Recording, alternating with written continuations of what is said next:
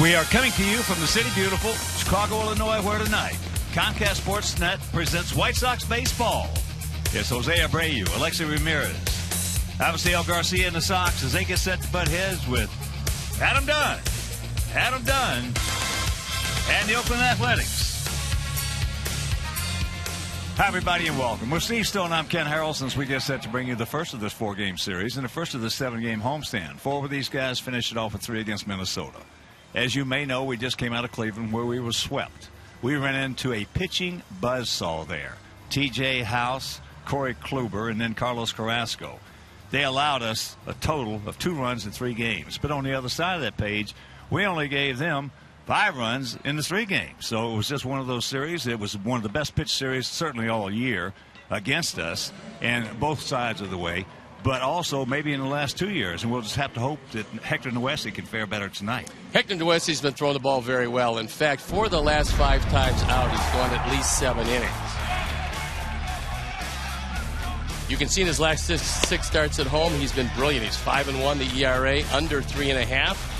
Opponent's hitting just .243, and that straight change has been a revelation for him. So he's throwing the ball better and better, and hopefully he can go deep into this game tonight, keep them out of the bullpen, and try to subdue these A's. Well, the A's have been very subdued lately. In fact, they had the best record in Major League Baseball at the All-Star break, and there's never been a team with that kind of record that didn't make the playoffs, so they've been scuffling. Well, right now they have the lead in the playoffs as far as getting there, but as you see, on August 9th, they were 4 games ahead of the Angels. You take a look at today. Up to date, the Angels won today. They're 7.5 games back. They're absolutely falling off the cliff. They're 8-18 since that time. And the Athletics now hold a 2-game lead in the wild card over the Mariners and the Tigers. But one of the guys who's done a terrific job for them is Adam Dunn. He's been in 6 games. He's hit a couple of home runs. He's driven in 5. He's trying to put a charge into this offense, but the offense has been stagnant. This team is averaging less than 3 runs a game in about the last 18 games. So when you look at that, you realize that even though they have good pitching, they're not able to have enough offense. And losing Cespedes, trading him, was a big factor for this team. And besides all of that, it's Bark at the Park night here at Cellular Field as our Sox try to play spoilers against these A's. So sit back, relax, and strap it down. White Sox baseball coming your way.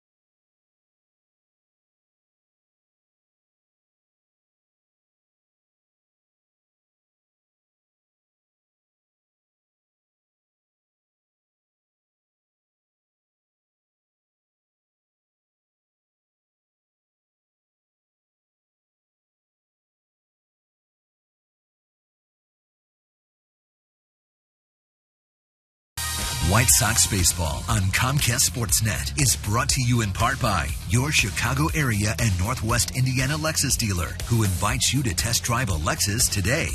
Blue Cross and Blue Shield of Illinois, through it all.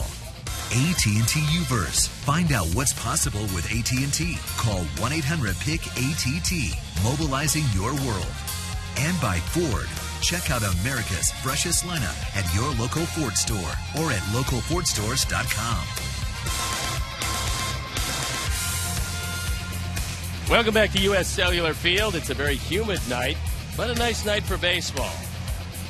And Hector Nuese, who's thrown very well in his career against the Oakland Athletics, will take the hill. So let's take a look at how Bob Melvin is going to line up his crumbling Athletics. Coco Crisp to lead it off, and it's Sam Fuld, who they just reacquired after giving him up to Minnesota. Josh Donaldson, who's having a big year with Adam Dunn, the DH. Then it's Derek Norris, Josh Reddick, Jed Lowry, Brandon Moss, who has slipped to the 8th spot, and Eric Sogard rounded out. The defense, and how they'll line up behind Nuese. Dan Dicieto, Adam Eaton, and Avisail Garcia in the outfield, with Connor Gillespie, Alexei Ramirez, Marcus Simeon, and Andy Wilkins in the infield. Tyler Flowers behind the plate. And our Lexus pursuing perfection starting pitcher is Hector Nuese, on for his 24th start, his 30th game. Looking to go even up at 9-9, his ERA 4.70. So we're ready to play baseball. I'm ready to turn it over to my play-by-play partner, Ken Harrelson. Hi, Steve. Thank you. And once again, good evening, everyone, and welcome to White Sox baseball right here on Comcast Sportsnet. So I hope you could join us for the first of this 7-game homestand. 4 with these guys and 3 with Minnesota. So here is the switch-hitting Coco Crisp. And he takes first pitch strike. Crisp comes in hitting at 260. 9 homers, 45 driven in. A's hitting at 247 as a club, but they have a 3.30 team ERA. High pop up into short right field. Ivy. So 2 pitches, 1 out.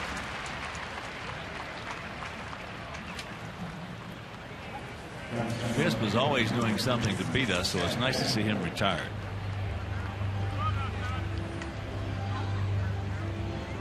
You don't get him, and he's one of their best base stealers, although he's had a lot of problems with his neck this year. Coco, a 290 career hitter against us. And I mean, it was a hard 290, not a soft one. So here's Sam Fuld. At 213, a couple of homers, he's driven in 10. Coco's been a very underrated player for the most part.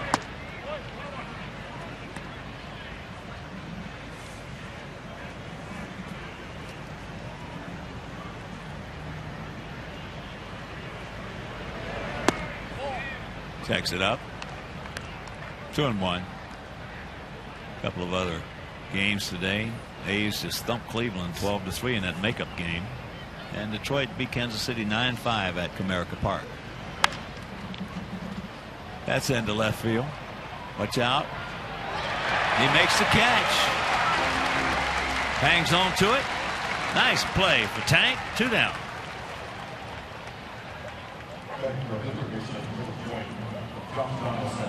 Fortunately, he was over toward the left field line because Fuld, not known as a pull hitter, but he's able to keep his concentration despite hitting that rail about thigh high, and quickly 2 up and 2 down.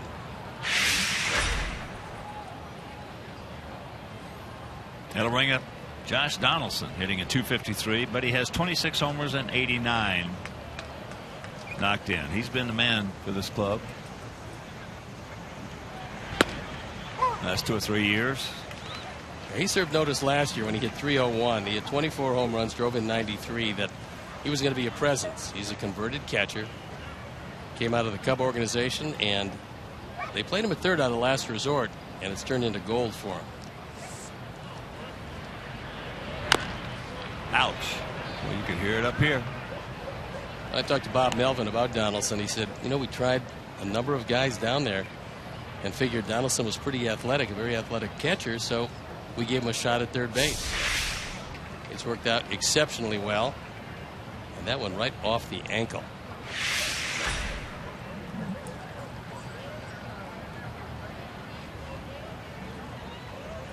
The 0-2.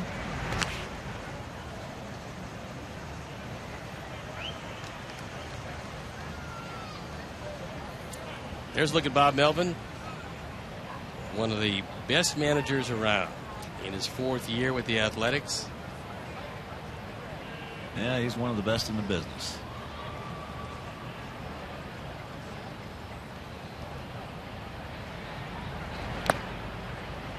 Two and two.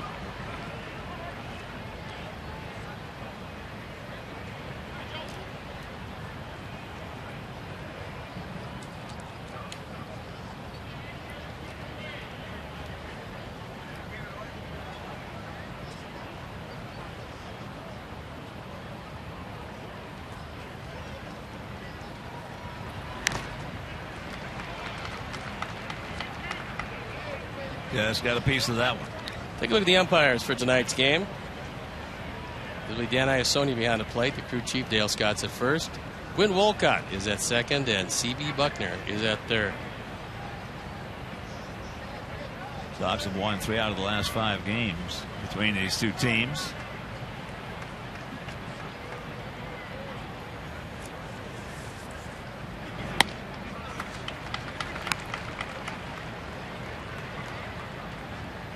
And him 0-2 it is now 3-2.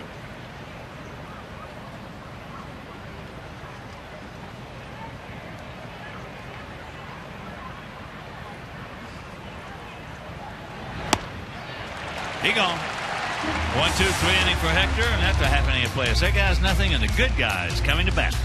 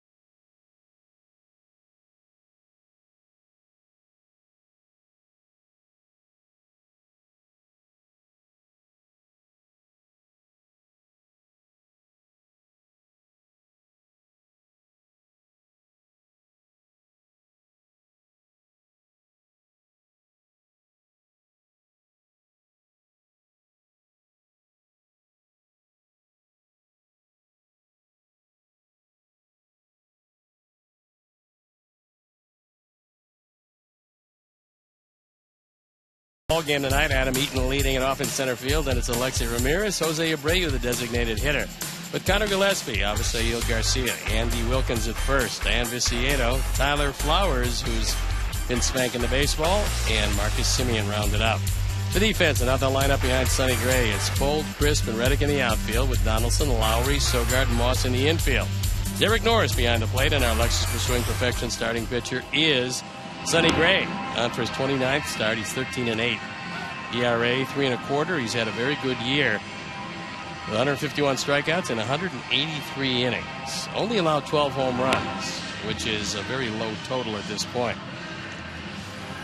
And a lot of these athletic intelligentsia were wondering if Sonny Gray, who's not an overpoweringly large man at 5'11", 180, would hold up later into the season when he gets close to 30 starts. And lately, he has not thrown the ball real well. He's 1-4 in his last 5 decisions. We'll see how he fares this evening. And before we show you our picks to click, you at home select yours, as here is Adam. Hitting at 303. A homer he's driven in 34. Takes ball 1. Sox come in at 255 as a club with a 4.38 ERA. Gray has a very good curveball and a hard changeup like Hector Noesi.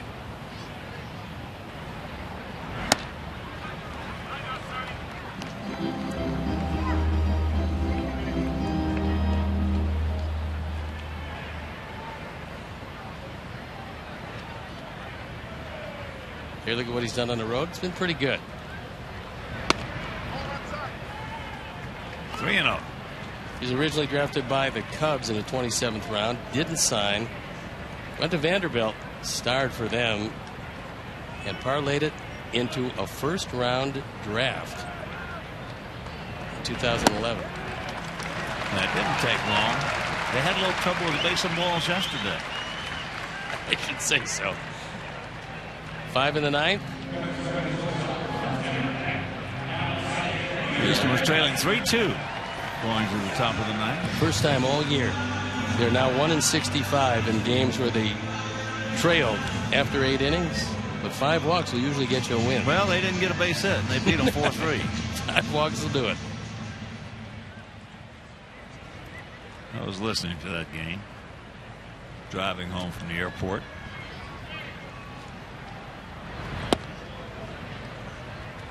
And in between listening to that game and thinking about the series that we got swept in at Cleveland, that's the first time we've been swept in a series, and I can't remember when, that it didn't bother me. That was just baseball. We pitched great, and we just got outpitched. Well, the last 2 games especially. Now, House pitched well, but the last 2 games with House Kluber, pitched as good as he could pitch. Yeah, but Kluber and Carrasco both shut down pitching performance. Well, they could have beat the National League All-Star team with those performances.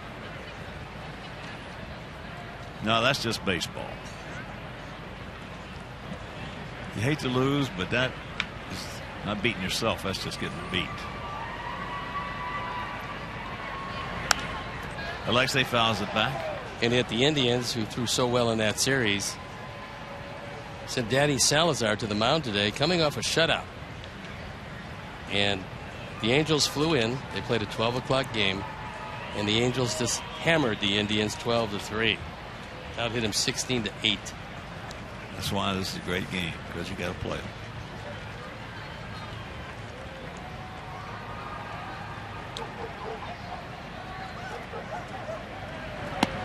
Lays off that breaking pitch.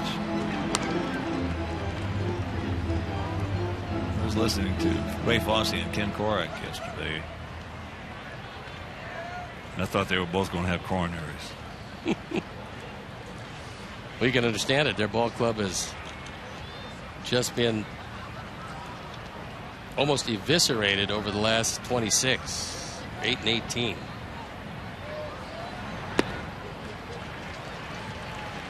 He did not go, so a full count. And now you'd think that Adam would be going. Jose Abreu in the on-deck circle. See if he can jump on Sonny Gray early.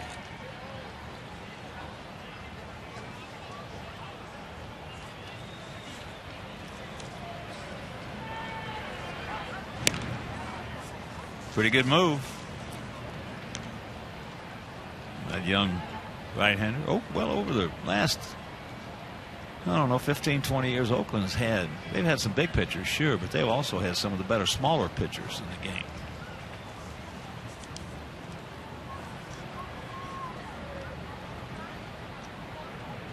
There he goes. And it's Mooch. Back to back. I thought for Derek Norris, he took a gamble. He knew that pitch was way inside. He had to. It was 6 inches off the plate inside. And by throwing a second, he risked throwing the ball into center field.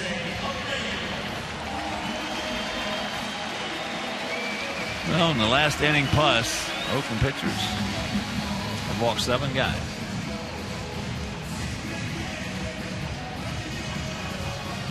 So here is Abreu. Hitting at .320, 33 homers, 99 knocked in. And here at the ballpark, 330 down the left field line, 335 down the right field line, 375 in the gaps, and 400 straight away center.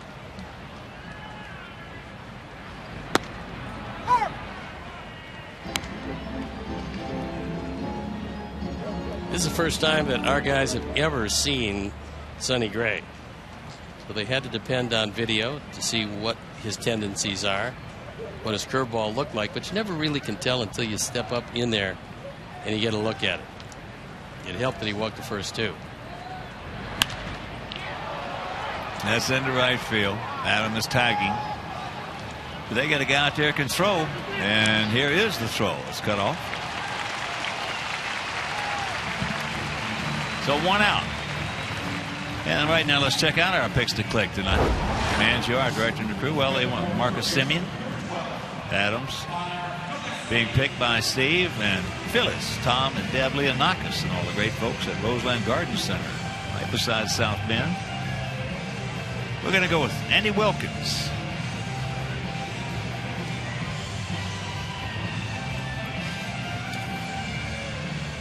So here's Gillespie.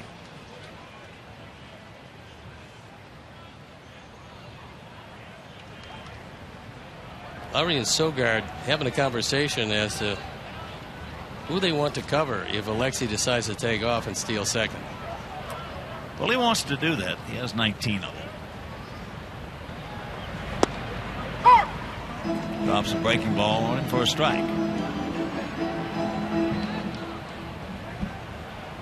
Hey, look at what he's done with runners in scoring position. He's been pretty good.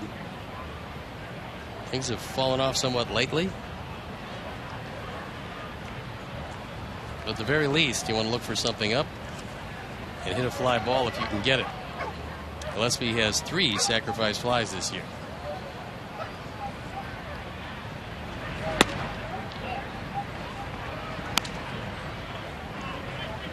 That pitch.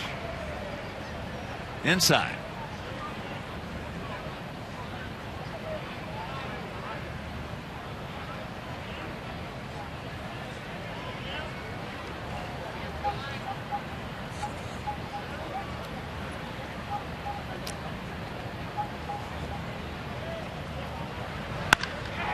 That breaking ball just rolling, and he heard it. Darryl Boston did a pretty nice job of getting out of the way of that, because that was a rocket.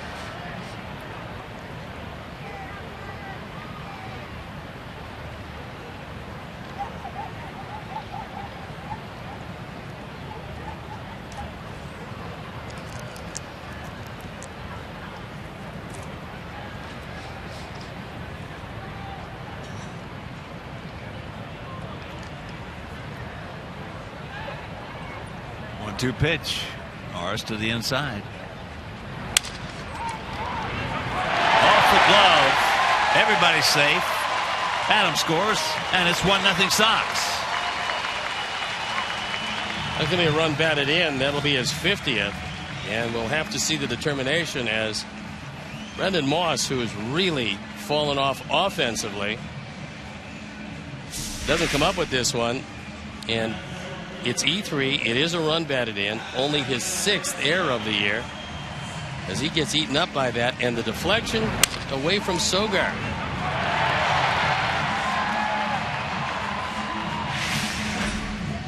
Don't stop now, boys. As here is Javi Garcia hitting at 238. 238. 4 homers, 16 knocked in. And he drops the curveball on him.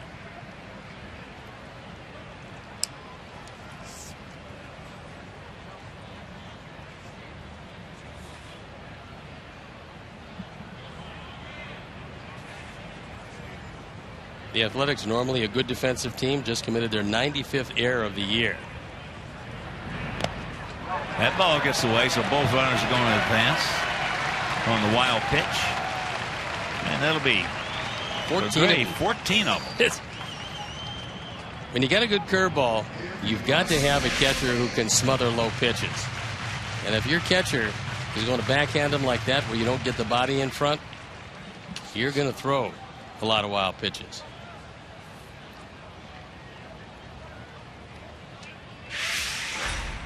Well, that's a nice feeling for a hitter, because you know when a guy's got a curveball and he does what he does, and all of a sudden he's got a man on third, chances are he's not going to throw it in the dirt again. And you got the middle infield back conceding the run. That fastball in the dirt.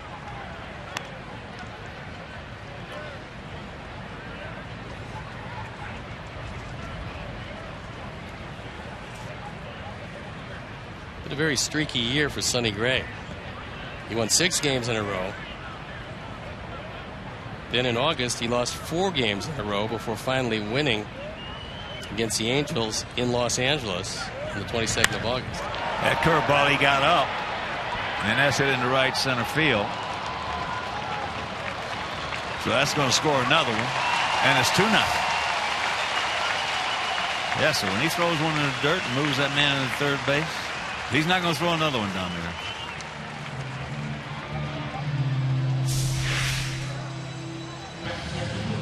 He rolled this one right over the middle of the plate. And Avi, it's his second sacrifice fly of the year. More importantly, it's 2-0.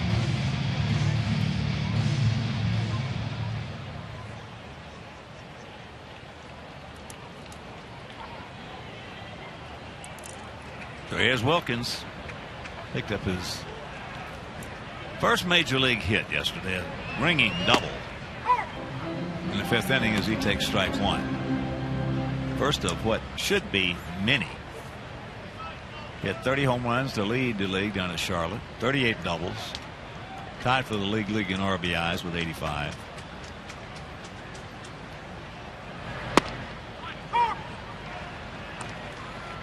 And there was a good pitch to hit. First one was a bad call.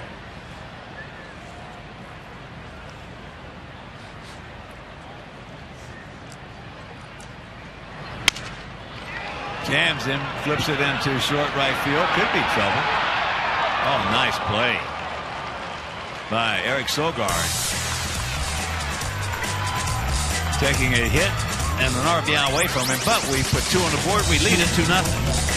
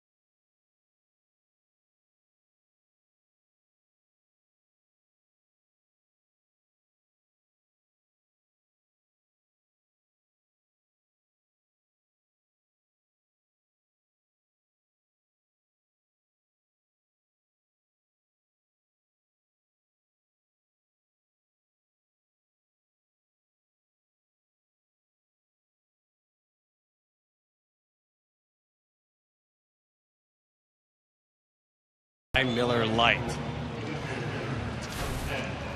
Adam Dunn.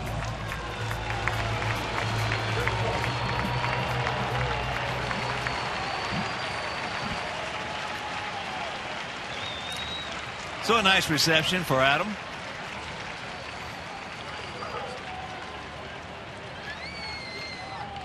Adam hitting it 224, 22 homers, 59 knocked in. They got the shift on for him. And Adam is really hitting Uesi well.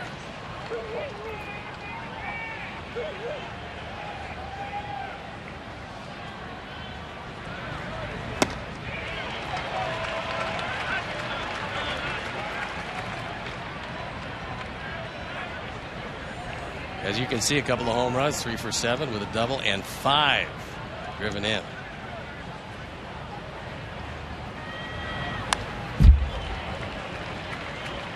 This is what he did with our Sox. 528 games, 201 batting average with 106 homers, 278 driven in, and an OPS of 732 before coming off a no trade to the Athletics and going there to try to pick up a playoff berth.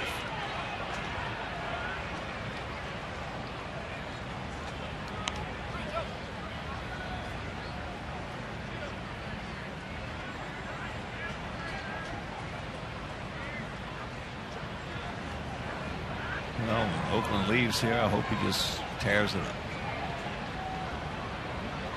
He's a good man.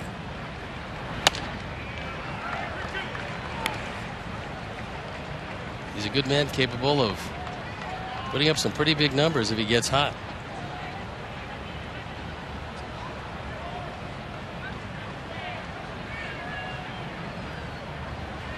Payoff. Tried to get him with a straight change, and he was able to foul it off.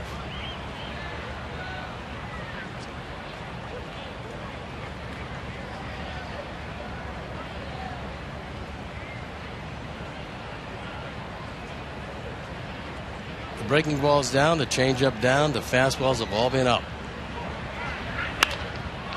And there's a soft single in the center field.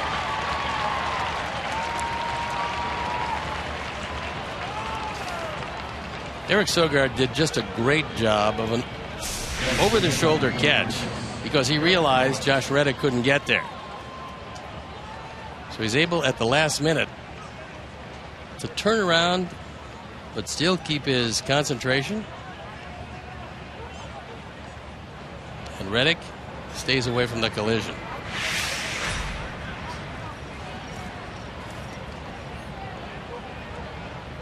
Here's Norris. At 270, 10 homers, 51 knocked in.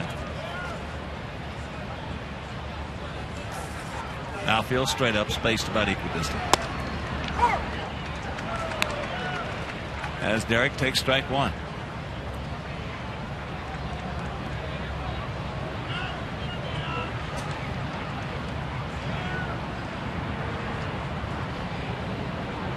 Barring injury, he should have a nice career. 25 years old.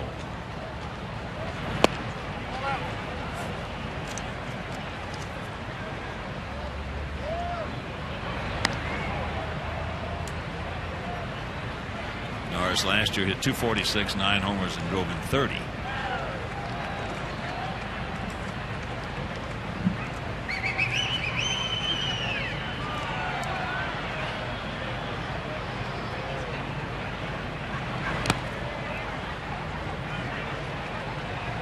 Norris came over from the Nationals in a trade that featured, going back to the Nationals, Gio Gonzalez. That was December 23rd of 2011.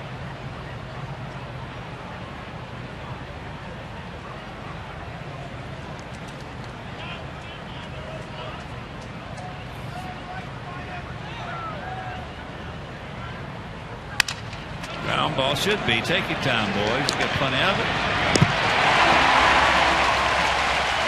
Rack 'em up. 151st double play turn by our side. This is only the 9th time this year that Norris has grounded into a double play. And this is that straight change. He kept it low and away. You encourage the hitter to try to pull that. Marcus Semien gets it there a step ahead of Norris, who runs very well for a catcher.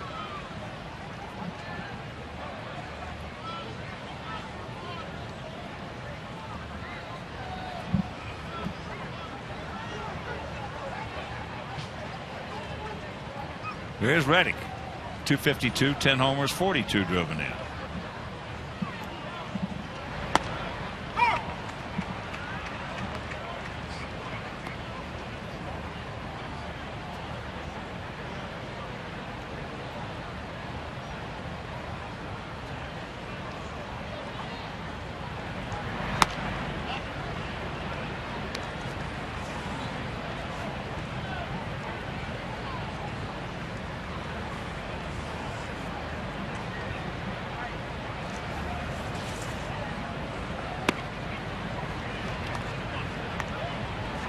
OSC lifetime 2-1 in the area, 245 against these Athletics. Earlier this year, threw a walk-off home run to Coco Crisp while he was a member of Seattle, and they released him very soon after that. They went to Texas, and we had a big night against him in Texas, scoring 7 runs in 1 inning. Since coming over here, he's refined that straight change, and he's become a pretty good pitcher. Thanks to Don Cooper. Yes, sir. Confidence he showed in him.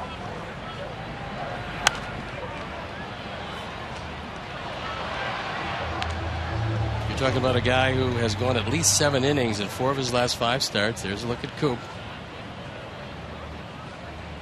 Basically he told him, look, we know you have the stuff, and we believe you can do it. Well, we just saw 2 of the best pitching coaches in baseball in that series we just completed at Cleveland. And Mickey Callaway has done a great job with the Indians, both It's the unbelievable what he's pensmen and done. the starters. But it's unbelievable what he's done there. I mean, turning that staff around. He absolutely might have made Carlos Carrasco millions of dollars. So there is the walk. First one issued by Noesi. Just tuning in, Sonny Gray walked the first 2 guys in the first inning, and both of them scored. So with that being said, the last 2 innings of Oakland pitching, they've given up 4 runs in the last 2 innings with no hits.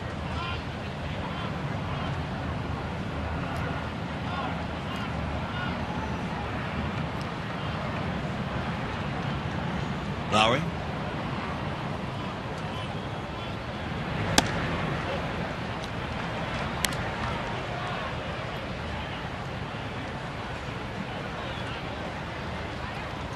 He's at 247, 5 homers, 43 driven in.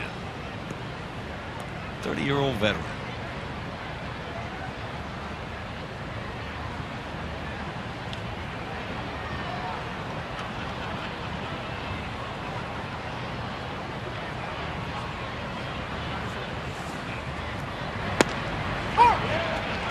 That grab's part of the inside corner.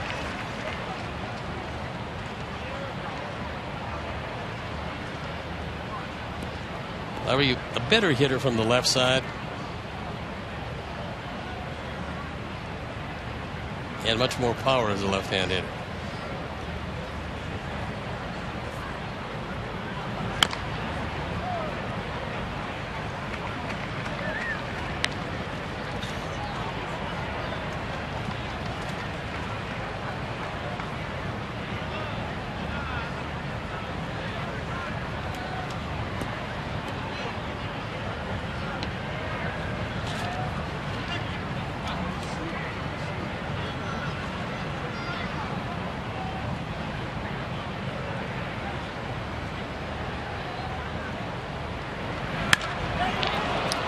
That's high and deep. We got a man there. Hang with him. Hang with him, Lowry. And we go to the bottom of the second, leading 2-0.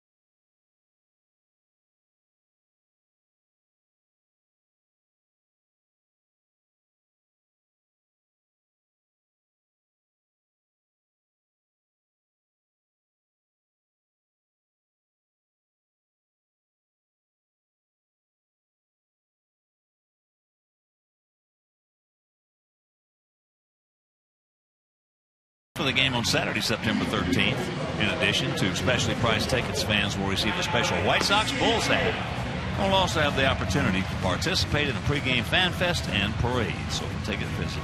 WhiteSox.com/Chicago Bulls.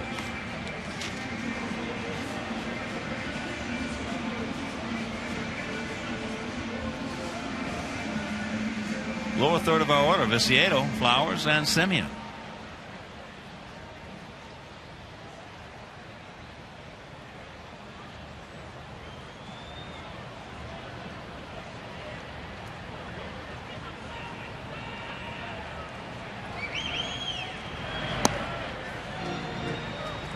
Tank takes low ball 1.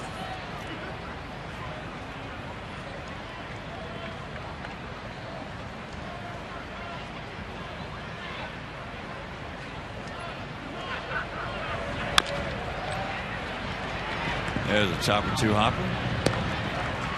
Sogard's got him.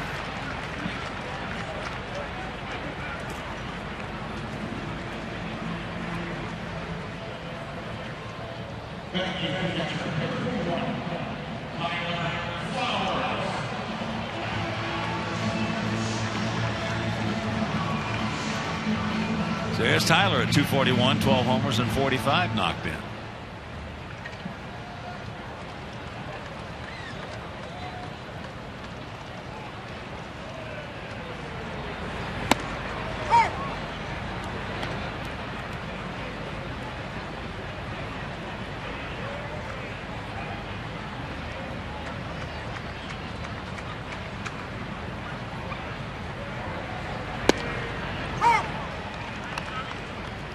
Breaking ball strike, and the count 0-2.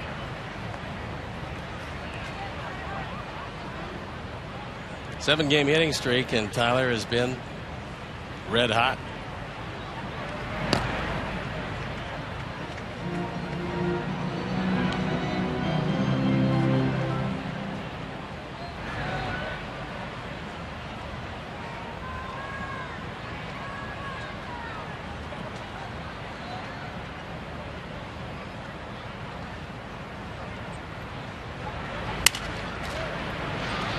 Breaks his bat.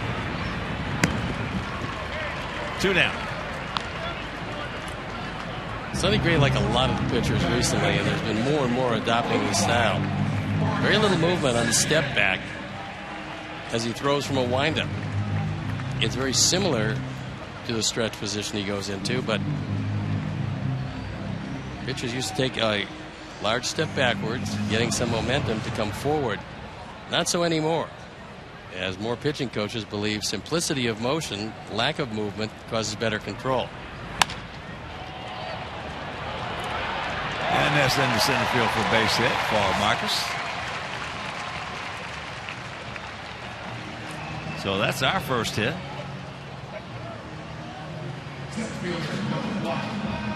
And we go back to the top of the order with Adam Eaton,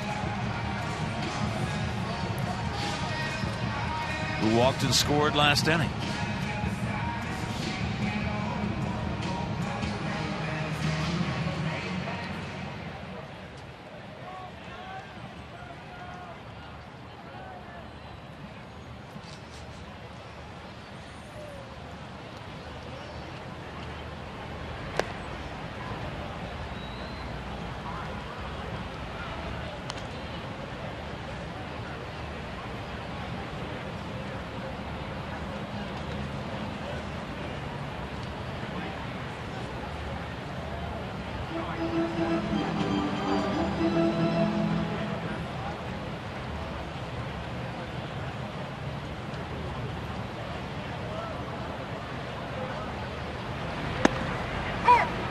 Fakes the bunt, takes a strike, and the count evens at 1. Play Adam around toward left center. Sam Fold, shallow, and relatively toward the line and left.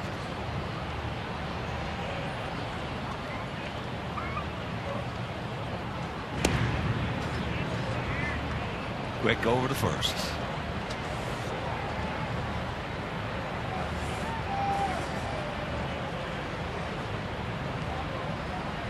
Marcus 3 for 3 in stolen bases this year.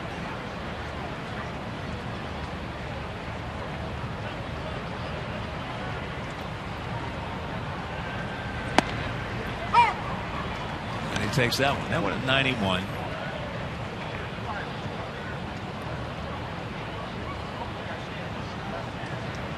So Marcus can get a good jump.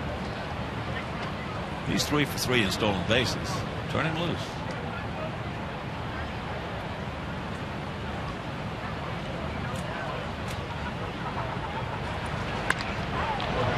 And that ball hit foul.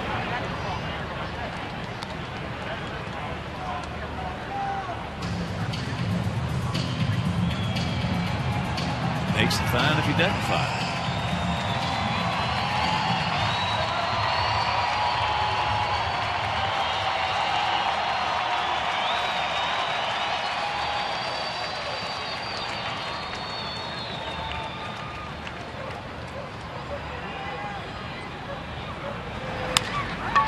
Softly hit.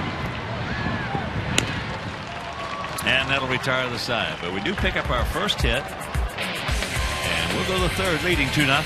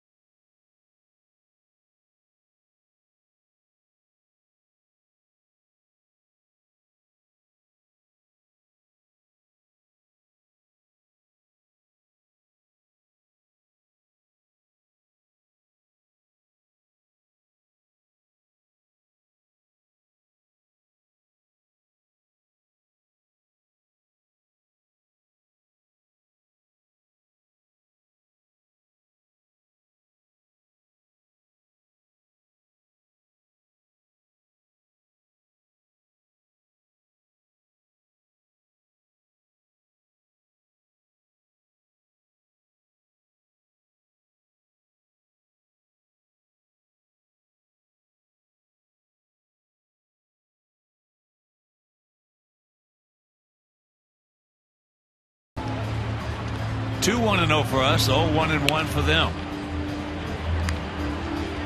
Here in the top of the third, it'll be Moss, Sogard, then back to the top of the order with Coco Crisp. First pitch strike to Moss, who's got off to a really big, fast start. Hitting at .241, 23 homers, 78 driven in.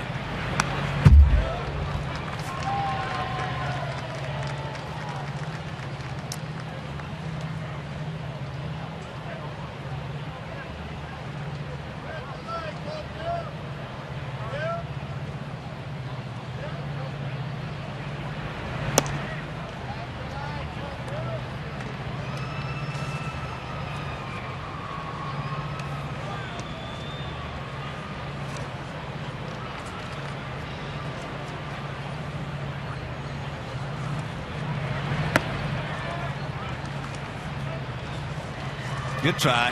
Didn't bite, so it's 2-2. And from what we're hearing, going to be evidently another change in that rule at home plate on Rule 713.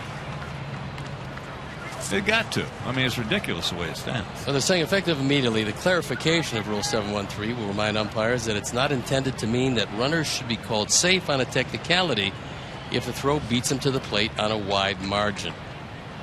Well, this will be the second time they've changed it. That's high in the right field. Watch the head of the bat there. So they changed it in June.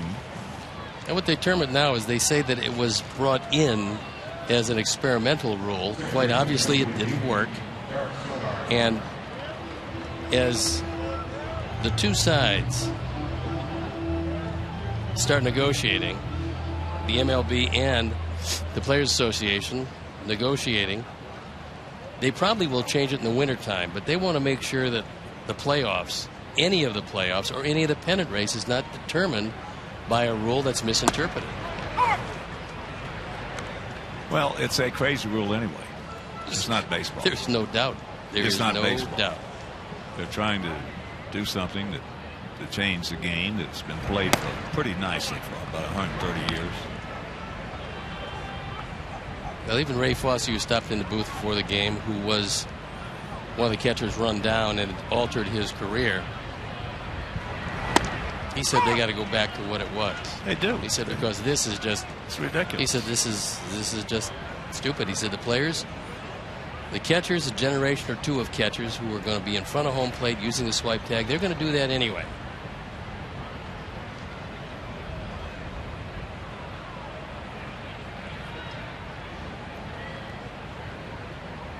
With the twist of irony in the whole thing is that overall, there are more runners that will get more hurt, so to speak, than catchers. That's exactly what Ray said. He said runners, unlike in years past, are not going to run into catchers because of the money they make and the fact that they take a beating also. That's softly into right field. And that is out number 2. Sogard is retired. Now they go back to Coco Crisp. Yeah, they have better served just to take it out, drop it, say sorry, we tried, it didn't work. Now we're going to go back to the way it was. I believe that way you don't have any interpretations of the rule. You don't have to interpret anything. It will stand as it always has.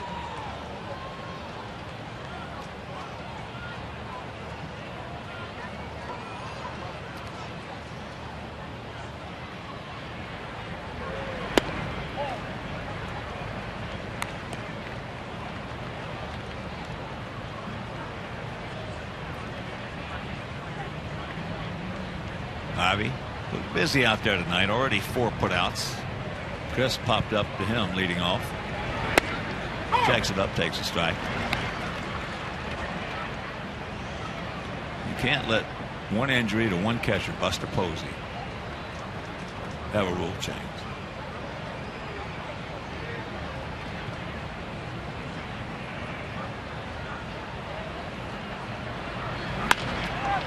Get over there. 1, 2, 3, and we'll go to the bottom of the 3rd, leading 2-0.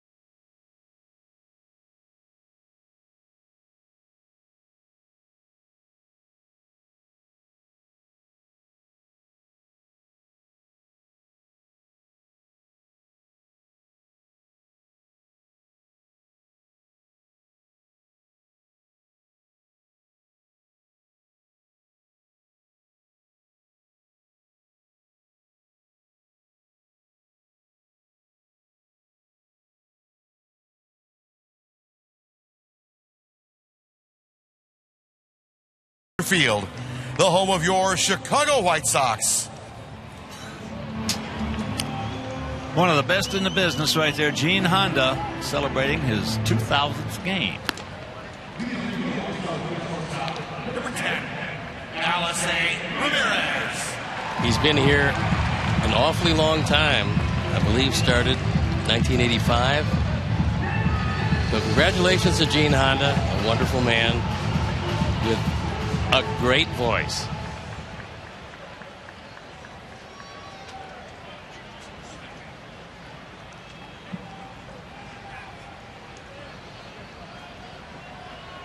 It'll be Alexei Abreu and Gillespie.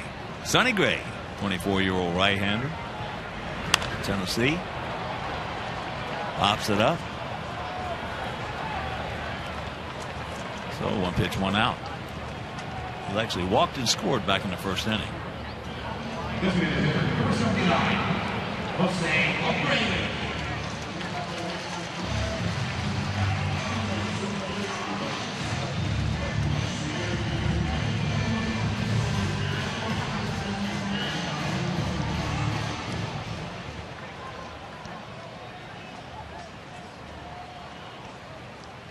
Abreu flied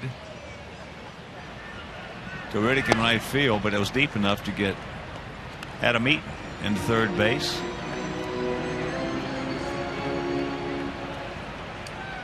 But eventually he scored on a sacrifice fly by Avisail Garcia.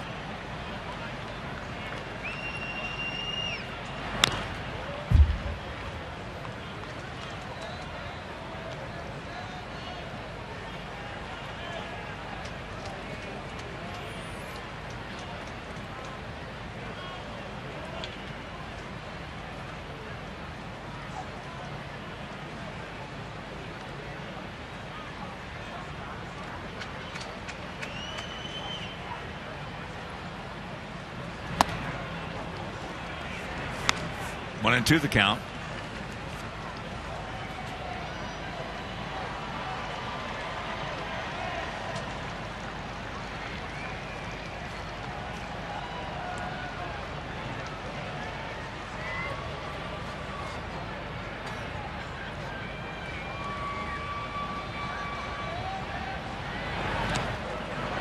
Breaking ball.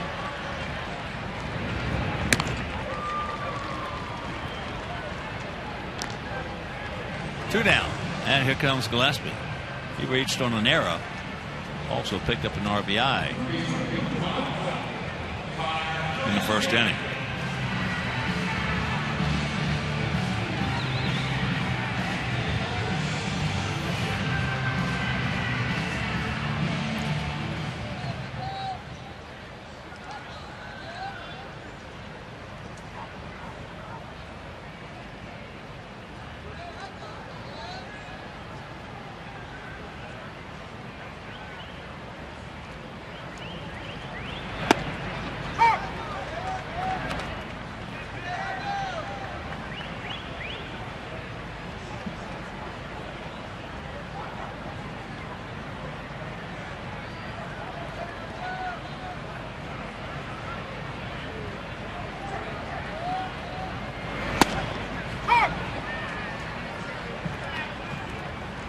The outside edge of the outside corner, says Danny.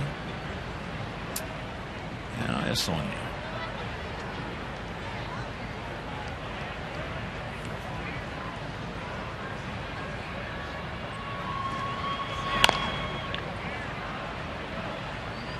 Tried to get that one inside, wipe him out with a high tight fastball, and it was exactly where he wanted it. Inside, up and off the plate. But Connor was able to fight it off.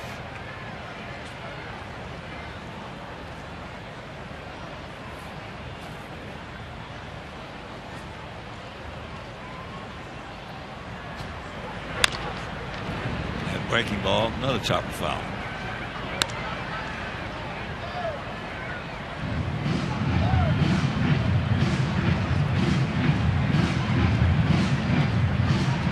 One of the more amazing nights by any hitter this year.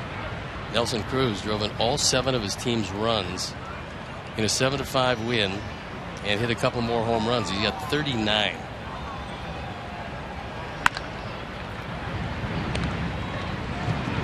Nice feed.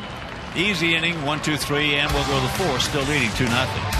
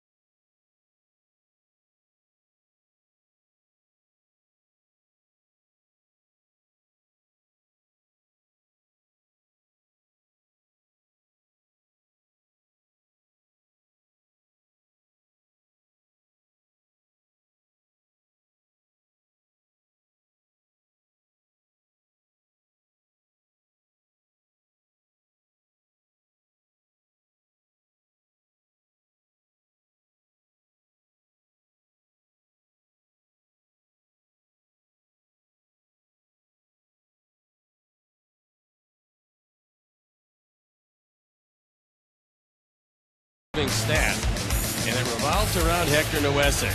First 14 starts 3-6, last 9 5-2. Look at the ERA, 4.63 as opposed to 3.90. Quality starts the same, but the whip much improved. An opponent's batting average also improved, as Hector Noese, who's been awfully tough in this ballpark, has been pretty tough overall in recent vintage. Sam Polk will lead it off. He fouled out to Viciedo, and made a real good catch. So 1 pitch, 1 out.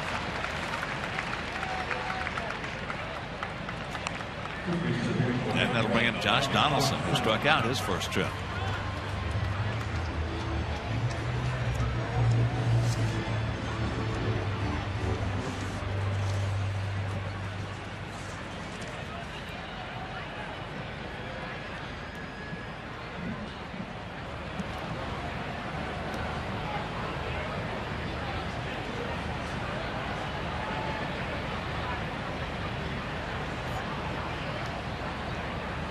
Got him on a 3-2 fastball.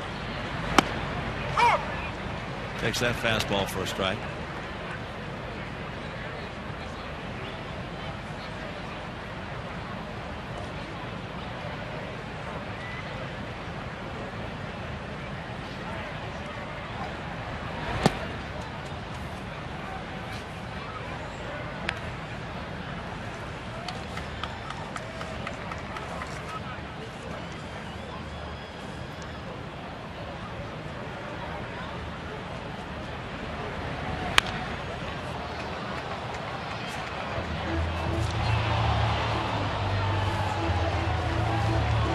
The Oakland team usually depends on hitting the ball out of the ballpark. They have 137 home runs coming in. That was 2 more than our Sox. But on the base paths, 82.8% in stolen base attempts. That's the highest percentage in the American League. So when Bob Melvin does run, he runs pretty well. If you don't get a whole lot of base runners, you have very little chance to run. Got him. Good pitch at the outside corner. No hitter's going to like it, but it did get the corner. Take a look at the Honda pitch tracks, and you'll see that it had a piece. And that's all it takes. Donaldson, who's fanned for the second time, most unhappy. But quickly, 2 up and 2 down. Well, Donaldson has become such a good hitter, it might be that he's just trying to do too much because nobody else is hitting. Nope. This ball club has really gone stagnant offensively.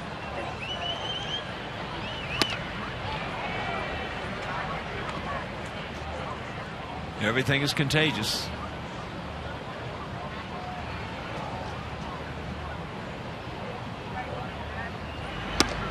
and they've got a terrific hitting coach.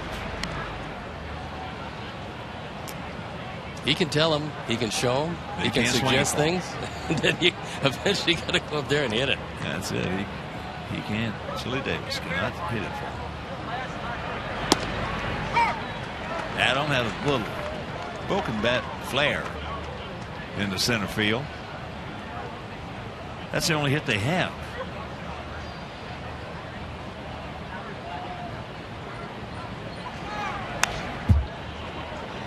Good pass at that one.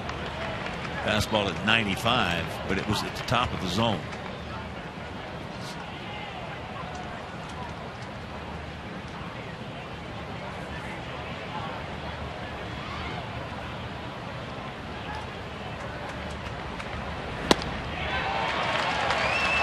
He gone.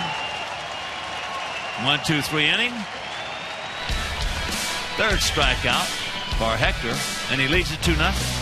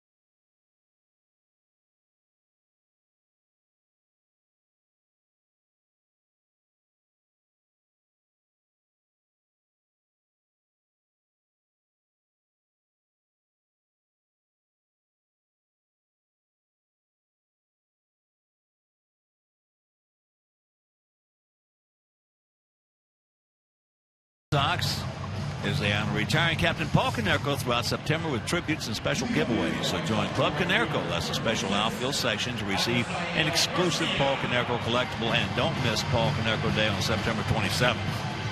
So for tickets and information, visit whitesox.com/Konerko.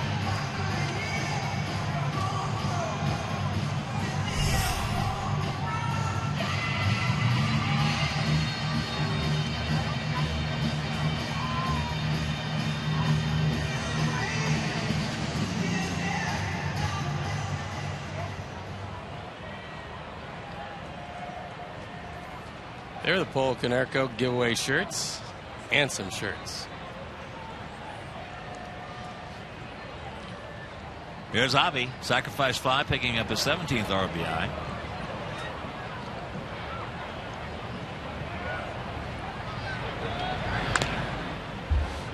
That fastball.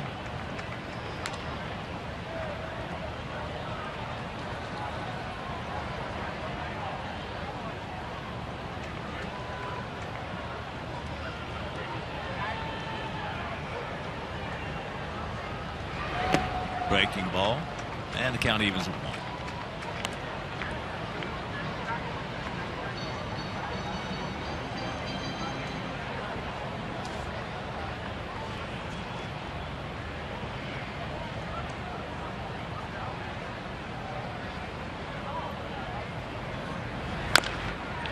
Out. And Avi goes down.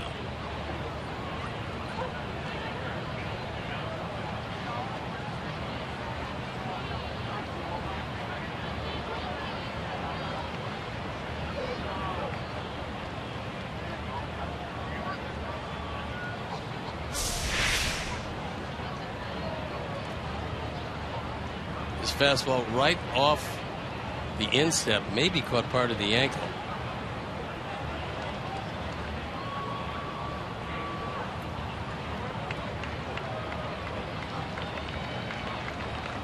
He's still trying to shake off the effects. Well, hopefully it was above that area where those bones connect.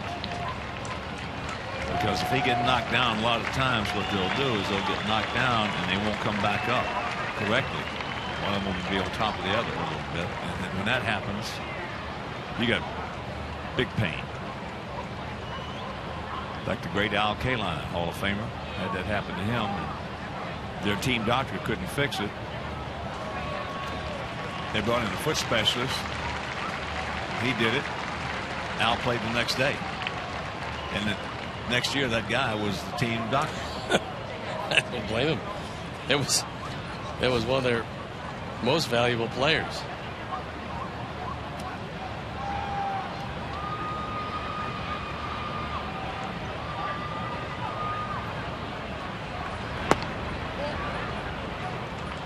Well, and he started to come up with it. Not sure how he missed that one, but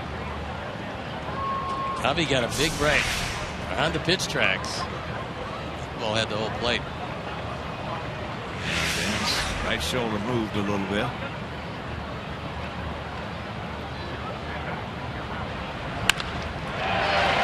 And there was a get me over, which those have a tendency to get hit hard. It's time now for you to tweet your photo using hashtag ChicagoFanPhoto for a chance to have it shown on our broadcast later in the game, brought to you by AT&T.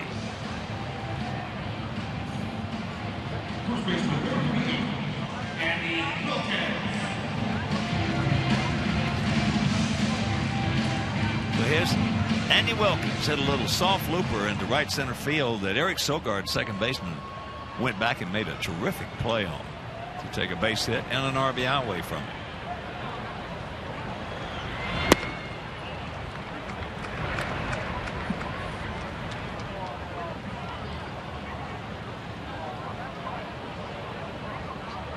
There's only been 3 hits combined. 2 for our Sox, 1 for their Athletics. But the leadoff walks, spell of wildness by Gray, cost him a couple of runs.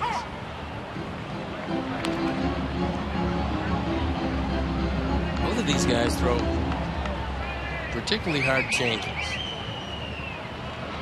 Hector's is 87-88. Gray just threw one at 89.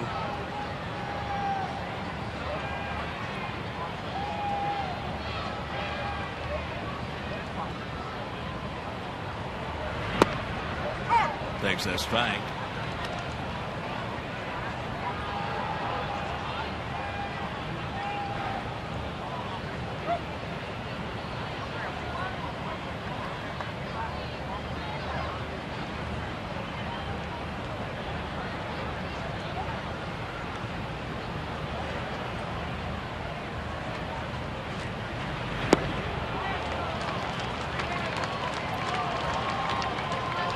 One out. Left fielder, number 24, Diamondbacks.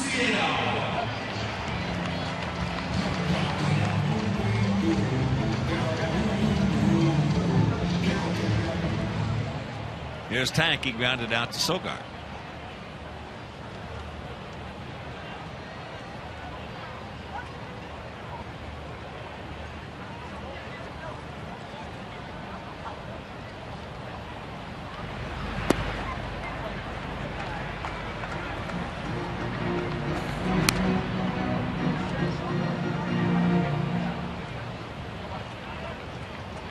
Just tuning in, we scored 2 runs in the first inning. Eaton walked to lead it off for us. Alexei walked behind him. Rayu flied to right. Adam tagged and went to third. Now, Connor Gillespie hit a ground ball, went off the glove, but let the pitch hit him.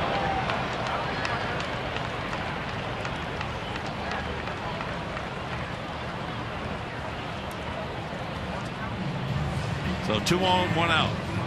Gray tried to run that fastball inside. It's only his 6th man of the year. And Tank. He's only hit for the 3rd time. caught a break because it looks like the batting glove took the brunt of that as it caught him on the wrist.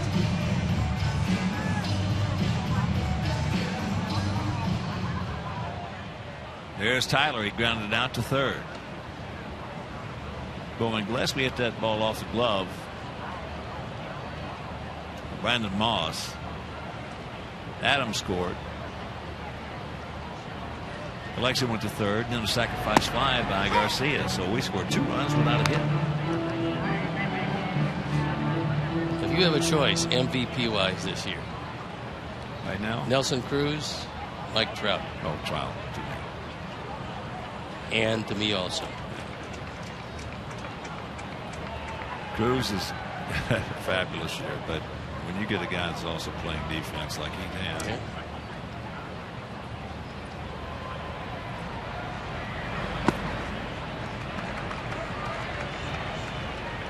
I gotta believe that this is Mike Trout and the Angels' year. That's unbelievable. I'll tell you. You know, a youngster comes in at 20 years old, finishes second. Twice. Then next year, at 21 years old, he finishes second. It's pretty amazing. Then the third year, at 22, he's probably going to win.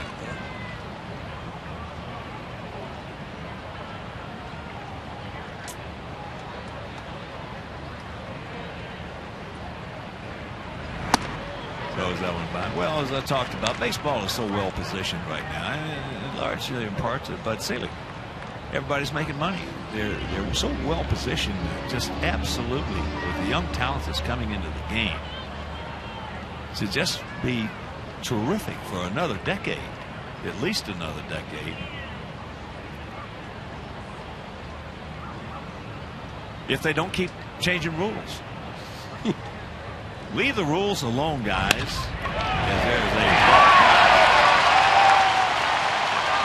Lowry. And a good job by Joe McEwing, because Avi had every intention of trying to score. And for a third base coach, what he's got to do is move into the line of sight of the guy coming around the bag. And Joe McEwing got right into the line of sight of Avisail and held him. Right there, you can see him staring right at him, because that throw got in very quickly from Sam Fold. Avi's going to score until he looks and sees Joe standing there with his hands up.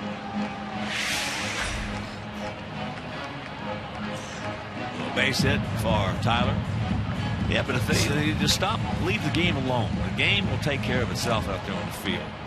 Now, Bud changed some things as far as the interleague play, as far as the wild card, and the fans have just loved it. So that kind of change, that's different. But don't change the rules on the field. Abner did a pretty good job of doing that a long time ago. Time now for AT&T U-verse Multiview. And a chance to add to the 2-0 lead. And here's Marcus. He had our first hit. 2-out single in the second.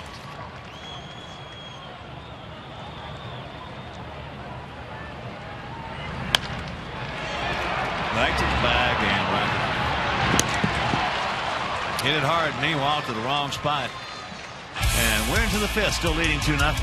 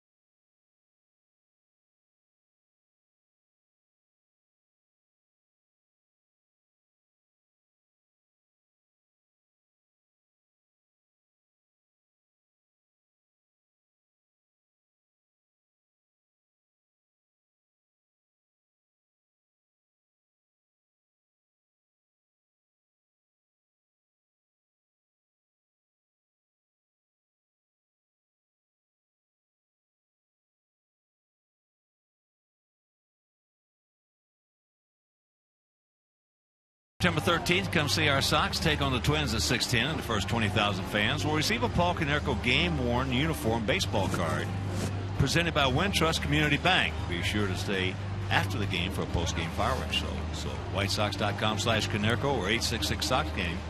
And what that card means is it's a game-worn uniform baseball card. Has a little picture of the different uniforms that Paul has worn. Piece of it.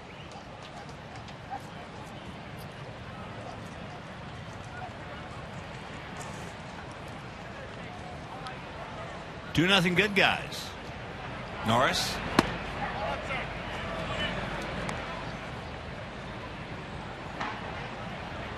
Last time up, he got Norris on a changeup to get out in front of it, hook it. Ground into just his 9th double play of the year, which for a catcher is a pretty low total, especially a guy playing as much as Derek Norris does. Ball hit hard for a base hit.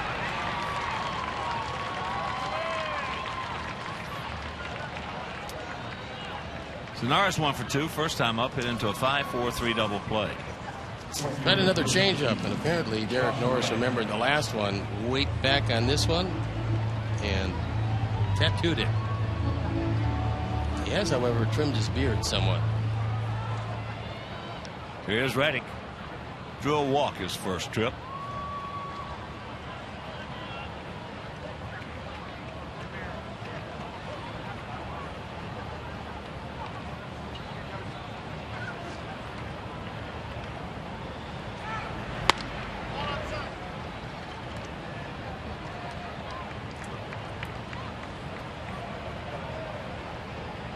Outfield for the most part straight up.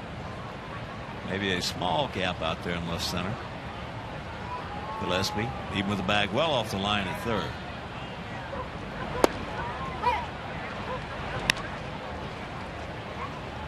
There's a strike to even the count at 1. This is the first of 4 with these guys, and the first of 7 on this next to the final homestand. We'll finish it off with 3 against Minnesota. And it's on the road. 3 in Kansas City, 3 in Tampa Bay, 3 in Detroit. Come home on the 25th. 4 against Kansas City, and that's it. Those 4 against Kansas City could be huge ball games for the Royals, especially the way things have gone recently.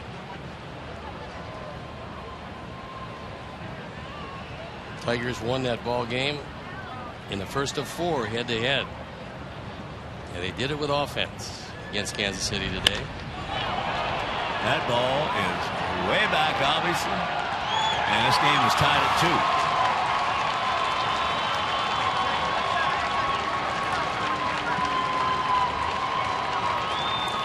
11th home run of the year for Reddick. He's now driven in 44. And that's number 138 for the Athletics. Their 4th home run replay. And Hector gets this one up. And way out. That's the 23rd home run he's given up as a member of the Sox, 24th for the year.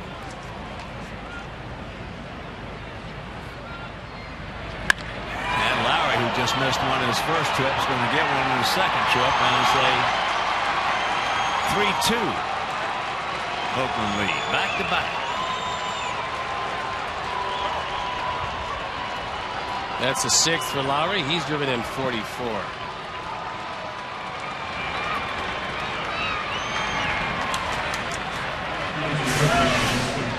So some sudden thunder as this rolling slider. Our 4th home run replay. It's more the line drive variety.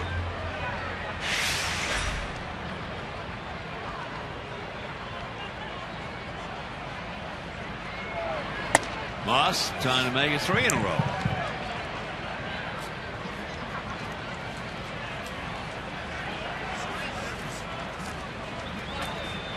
Moss went out to Ivy in right field.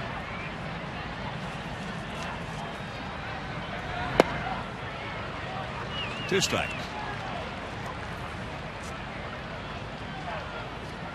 Moss going so far on a 35-game homerless streak. Last home run coming July 24th. That's his longest as a member of these Athletics.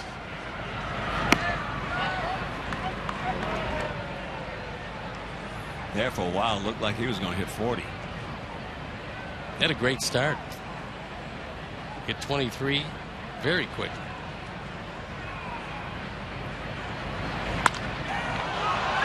That's high in the right field. And one out.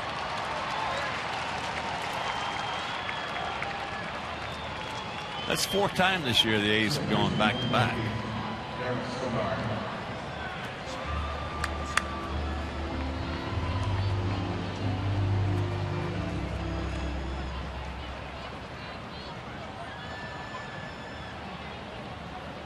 Second baseman Eric Sogard. He also went out to Garcia.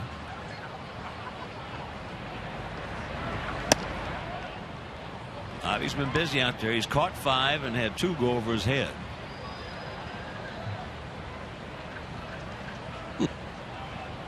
Way over his head.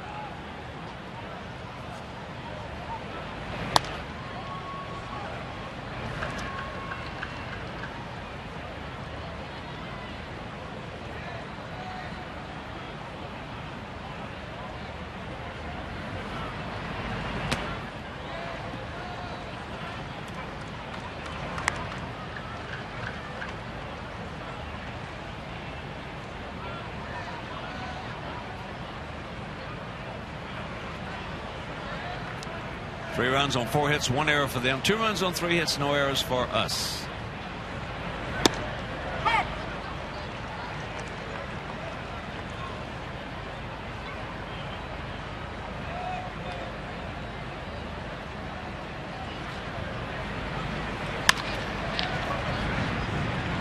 Marcus is going to get it.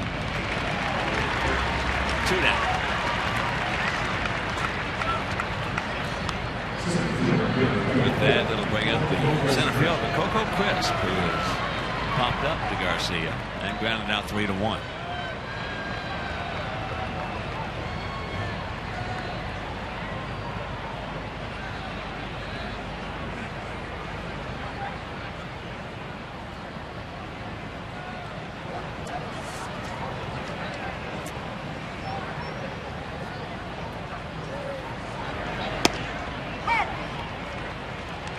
First pitch strike.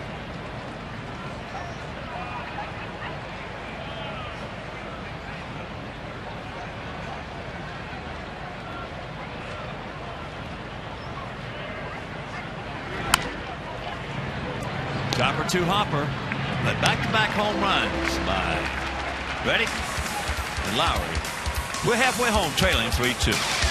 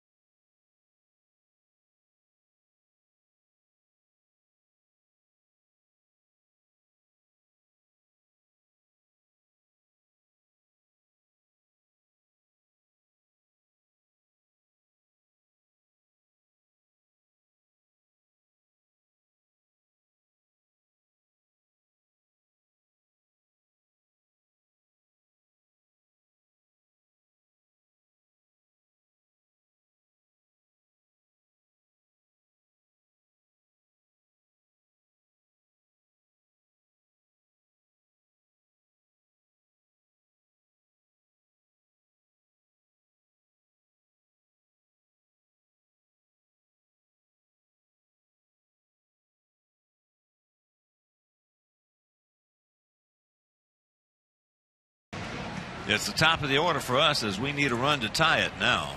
They scored 3, top half of this frame if you're just tuning in.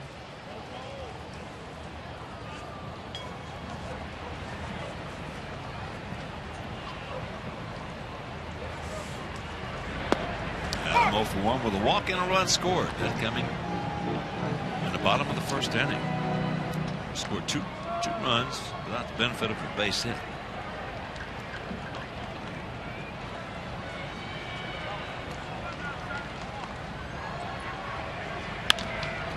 That breaking ball, Sogard sucks it up.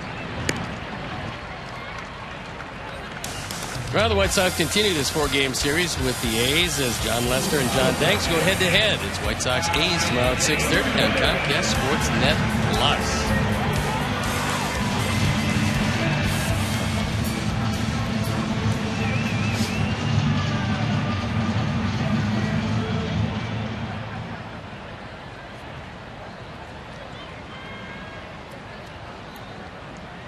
Alexei walked and scored in the first inning.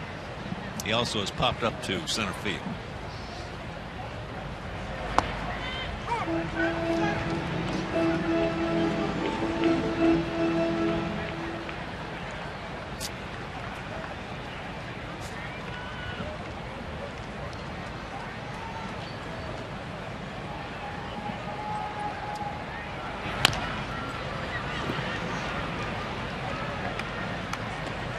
That was a straight change, and you're throwing 94 and suddenly the hitter sees a pitch that looks like a fastball but comes in at 86. Most of them are going to be out ahead of it. That's exactly what Alexei did as he fouled it off to the left.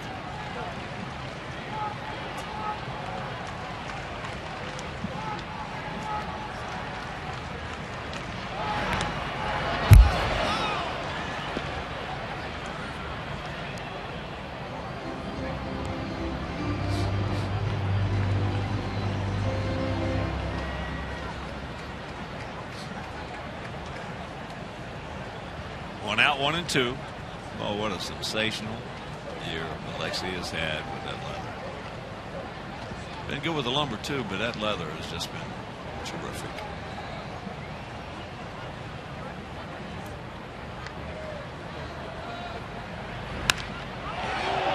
That ball hit into left field, stretch,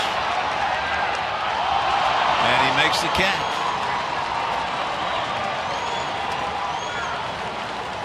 Did not sound good coming off the bat. But a nice timing play by Sam Fuld. Sam Fuld knows exactly where he is. This is a rolling breaking ball. It's down in the zone, and Fuld goes up high, takes it away. And Sonny Gray is awfully happy about that. They traded Fuld away, but they thought so much of him as a sometimes starter and sometimes fourth outfielder that they got him back from the Twins.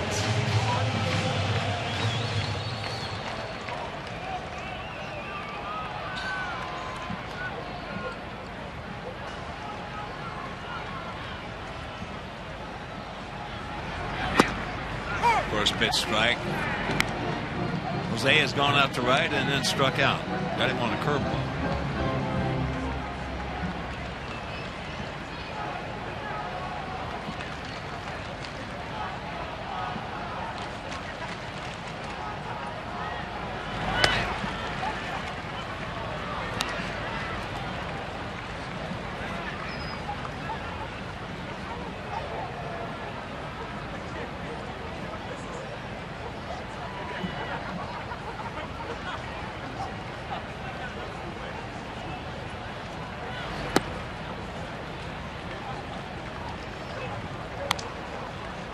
Tomorrow night it'll be Johnny Danks, as Steve just told you, against John Lester. And if you can't make it to the ballpark, that game will be here on Comcast Sportsnet on Wednesday.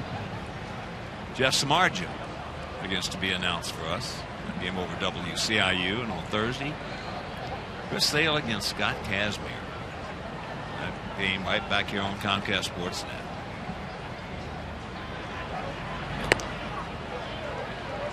And that game tomorrow night, Danks against Lester, that'll be Comcast Sportsnet Plus.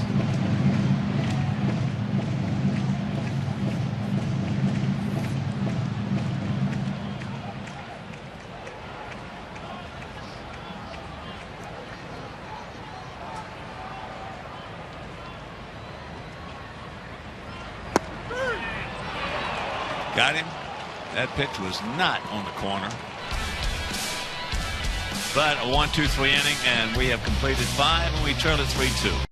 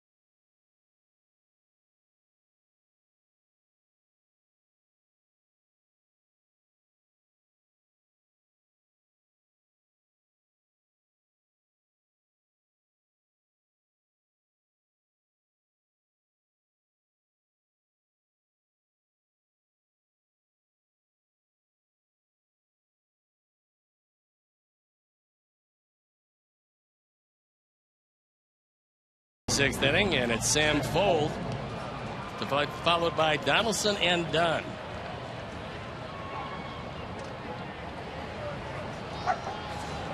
Fold is 0 for 2. Outfield shading him toward left center.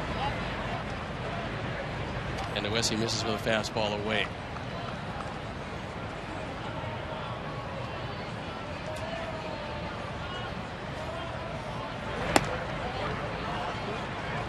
Count goes to 2-0.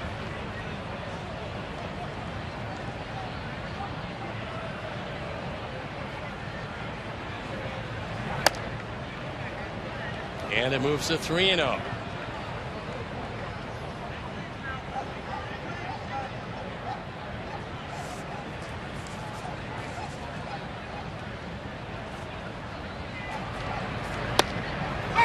This wouldn't be a guy you want to walk. He's got good speed. He's a good base stealer. With Oakland, 7 out of 8 this year. And the count goes full.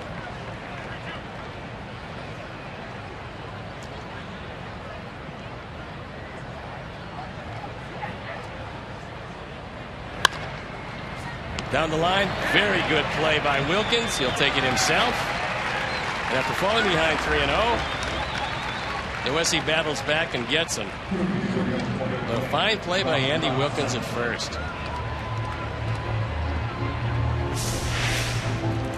This one down the line could have easily been 2 bases. And wisely, you can make the play without making a toss. It's the best way to get it done. Brings up Josh Donaldson, who's been up twice, been a strikeout victim twice. And he looks at a slider on the outside corner.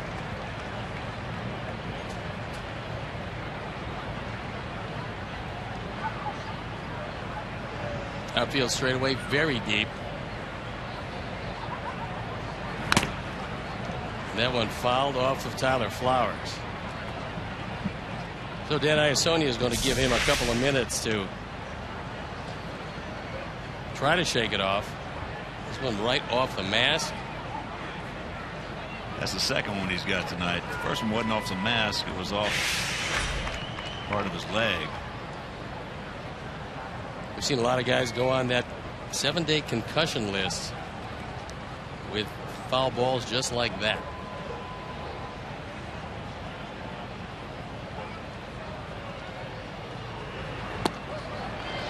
He got him. Got him on a high rolling breaking ball.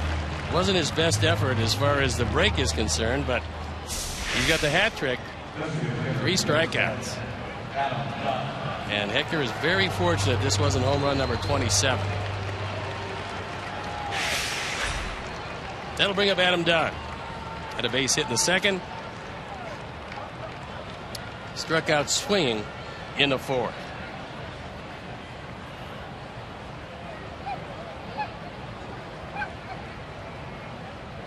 Now, Josh is going to come out of this thing. I just hope it's not in the next 4 games. He's too good a hitter.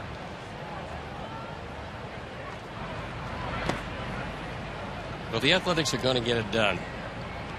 They're going to have Donaldson and Moss both hitting the ball the way they can.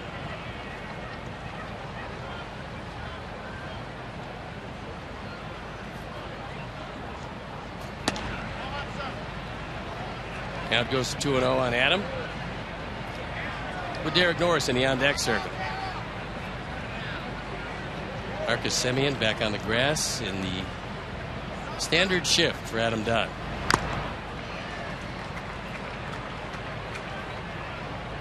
Well, the count goes to 2-1.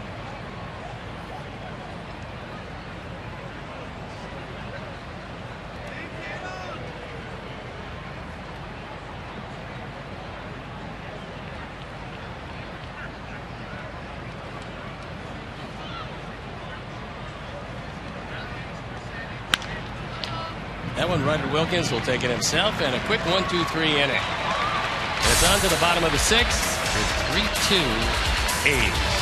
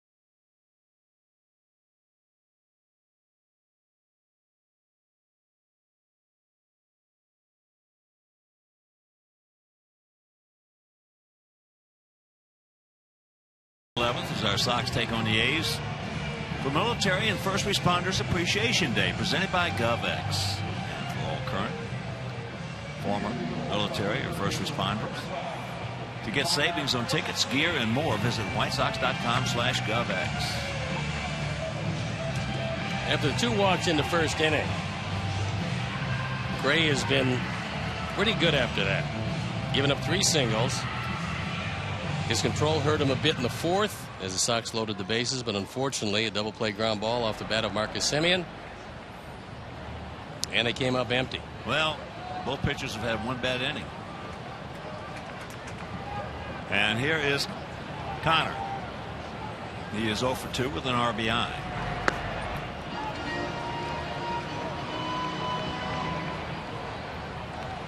First time I've seen Gray in person. I've seen him a little bit on my iPad. Inning here, inning there. Has a good mound presence.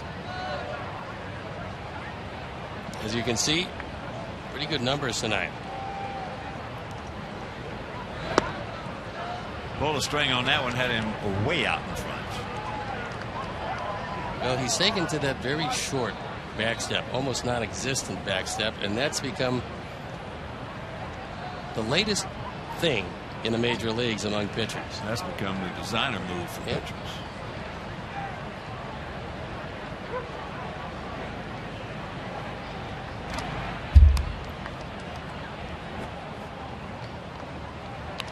1-2.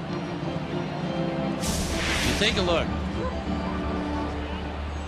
Left foot just moved maybe 2-3 inches. That's about it. And then right into the motion, right at the hitter. Well, one thing about it, with that move, you're definitely going to get your weight back. He looks up. You can put it on the board. Yes! I love that move. This game is tied at 3.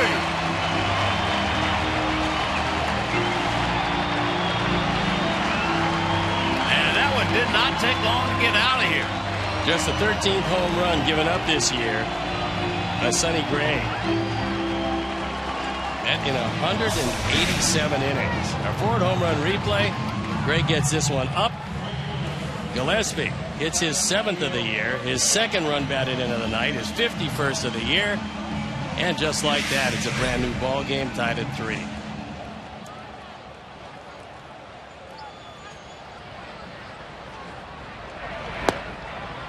Javi takes ball 1. Javi is 1 for 1. A sacrifice fly in the first, and then a 3-2 solid single to center, leading off the 4th.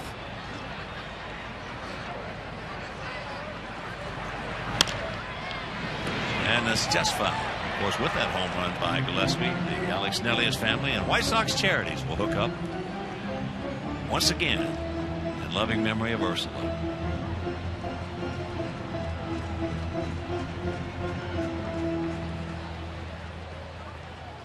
Alex, we're thinking about you, buddy.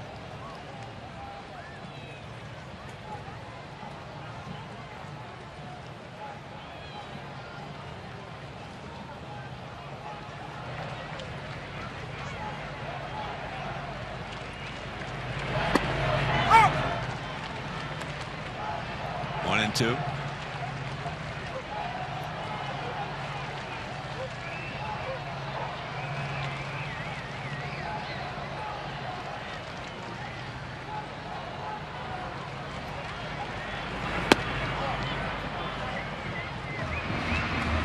See him reach back, and that was all he had right there.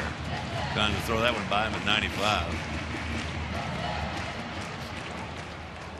He's trying to keep something in the back pocket for later.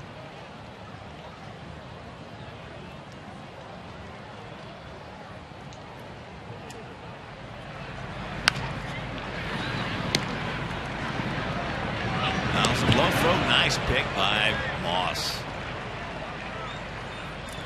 Nice pick by Brandon Moss. Well, earlier in this one, Moss made one of his rare errors. But he's a good first baseman. And this is a good pick. It's a little closer to you or a little further away. It's an easy play. But this one is an in-between hop. And he got him. There is Andy. He's 0 for 2. Robbed of a base hit on a nice catch by Sogard and an RBI and a strikeout.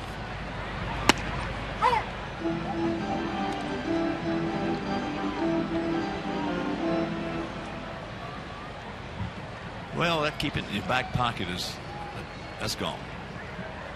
That's about 30 years ago that departed, and that's when they started. Go out there, throw as hard as you can for as long as you can.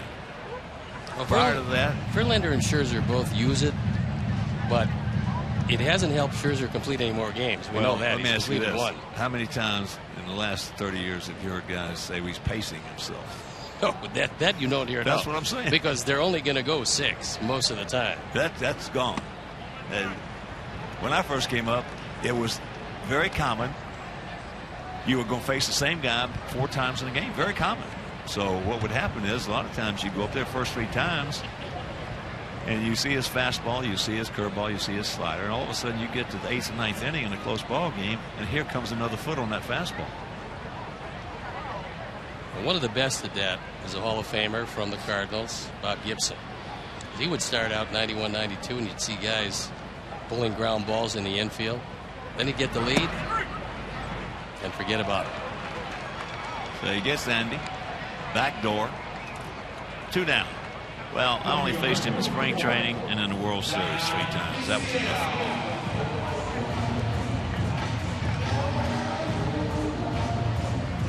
He was something. Yep. I think Nolan Ryan, when he had the lead, was the toughest over a long period of time to never give it up in the 9th inning. Well, nobody ever pitched longer. He had 27 years. I mean, that's throwing upper 90s. That's foul balls, says CB. Another good pick by Moss at first. But I mean, throwing upper 90s when you retire. I mean, 27 years. Come on, that's ridiculous. There's still a whole lot of lessons if you ever see some of the video of Nolan Ryan. And the lessons would be, if your legs can take you 6, your arm can certainly take you 3. And he had great leg drive. Well, he was the poster child for drop and drive. He and Seaver. He and Tom Seaver were the poster child.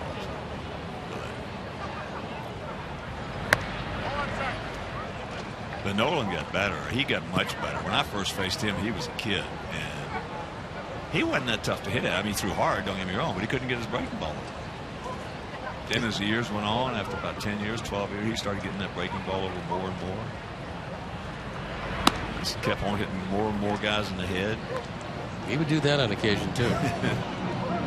And he became a much better pitcher middle of his career to the end of it. What do you have, 7 no-hitters? Yeah. Surprised he didn't have more.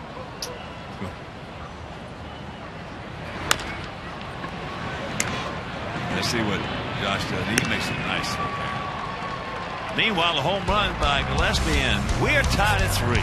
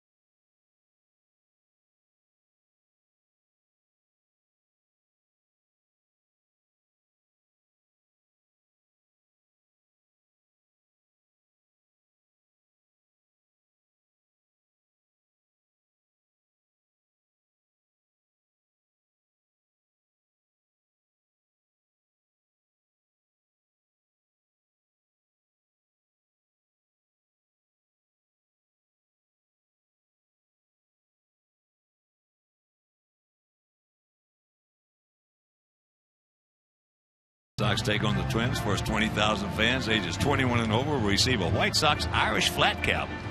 We saw that today, and it is really a nice flat cap. Presented by Miller Lite. Also enjoy our post-game fireworks presented by Miller Lite, because it's not just a good time, it's Miller time. Miller Lite, official beer of our Chicago White Sox. So whitesox.com/SPD or 866 Sox game.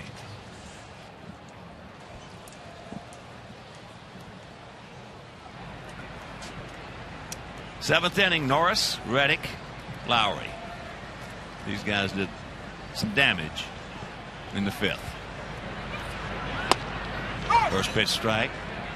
Derek has hit into a double play, and then leading off the 5th, hit a bullet for a single in the left field.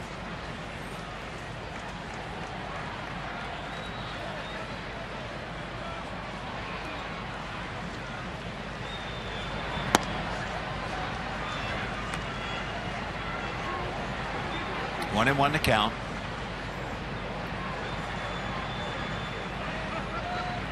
In case you're just getting home tuning in, Detroit beat Kansas City today 9-5. Verlander over Guthrie. In a makeup game in Cleveland, Angels thumped the Tribe 12-3. Weaver 16-8 over Salazar 6-7. Bottom of the 8th at Citizens Bank Ballpark. Pittsburgh leading the Phillies 6-4. That ball's hit right at him.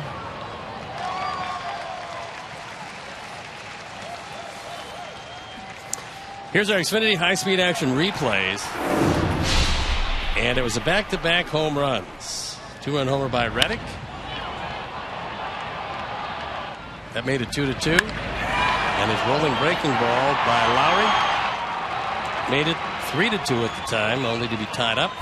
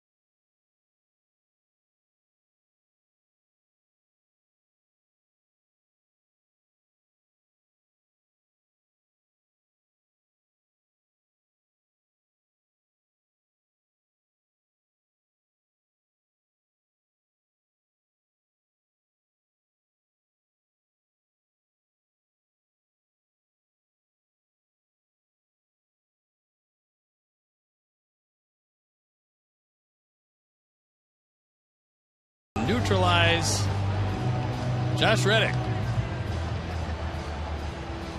who had a walk and a 2-run homer in his 2 at-bats.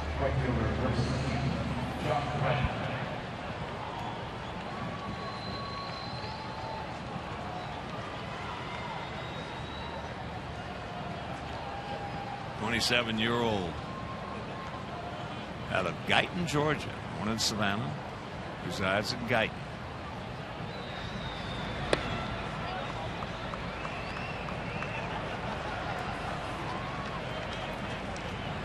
Dent, born in Savannah, Georgia.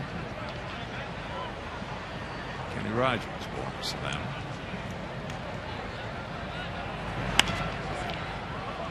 And that is a 1-hopper for a souvenir.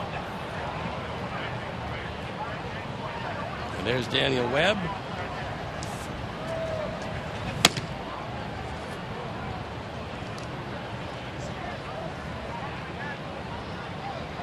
Daniel's been getting some confidence up lately. The ability is there, and it's all between the ears.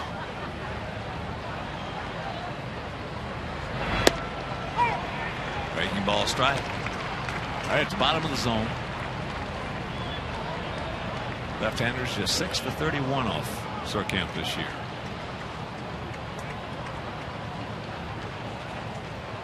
Pencil out to 194.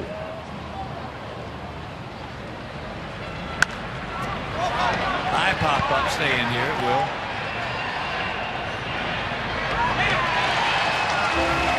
2 down. And you would certainly think that Robin would want Lowry to hit from the right side. He's hit 6 home runs this year. 5 have come as a left-hander. He almost has 2 tonight. First time up, took Ivy right back up against the fence. And then the next time up, hit a rocket out of here. And with Moss in the on-deck circle, not bad to let your lefty try to get out of the inning.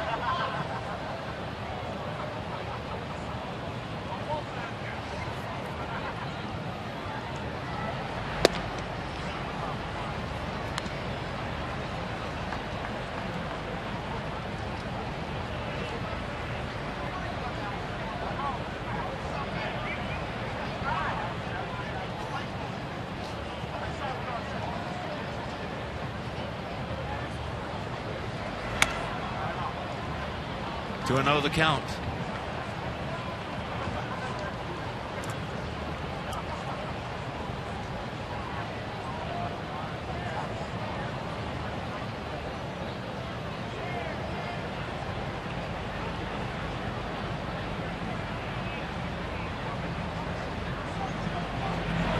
Yes, he did.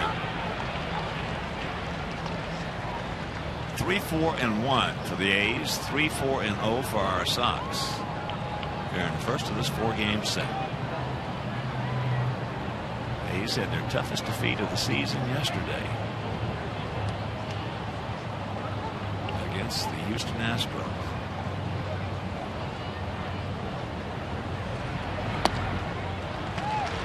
Another breaking ball, and the count evens at 2. Some other action. Baltimore shutting out Boston 4-0 in that game in the top of the 9th at Fenway.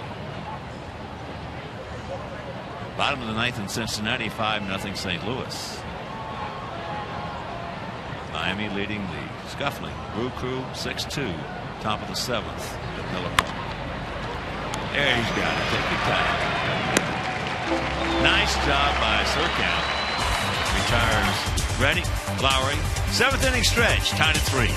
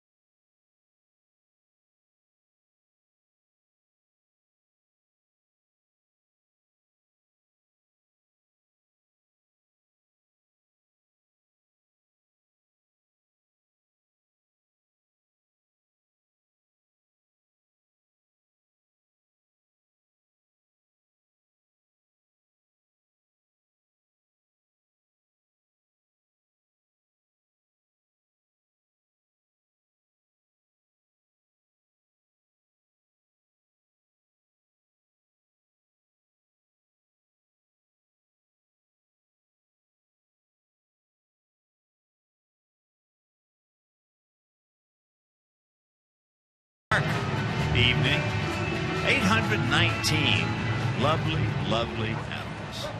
And the dog days of August are over, but either the dog days of September. That's a 6-year-old Great Dane you saw that looked like he weighed about 175 pounds. At least. All right, we need some tallies. We need some points. Here's Tyler. He's 1 for 2. Takes ball 1.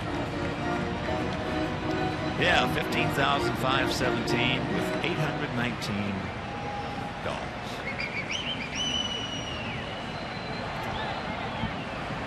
And sadly, my partner, who truly loves dogs, is going through a couple of tough times with his. Yeah, the boys aren't doing great. No. And the rain in Phoenix up to 5 and in some places 6 inches of rain yesterday. Not helping him very much. Wow. All-time records set. Wow. A lot of places underwater. Greater Phoenix area. Well, a lot of those roads, when you get to the kind of rain, you can't drive them. No. You can't go out of the town, out of the city, with those dips they've got on them. And now they want to see if Sonny Gray's okay. Because Norris went out there to talk with him, and he looked over in the dugout, and they're going to come out and find out if he is 100%. Well, if something is wrong with that young man, then that's another nail in the coffin. Well, watch the last pitch.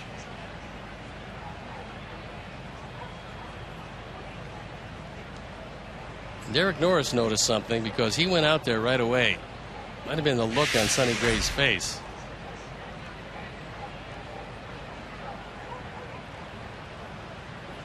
But tells Bob Melvin that he is indeed okay.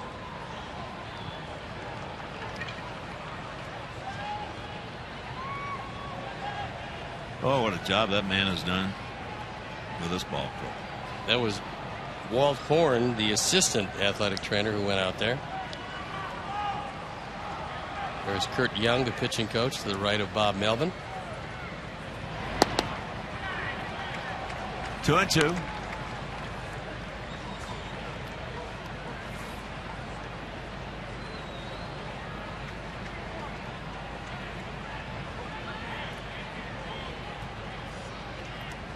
Yeah, Bobby Melvin, one of those guys, he doesn't try to micromanage every pitch, every out.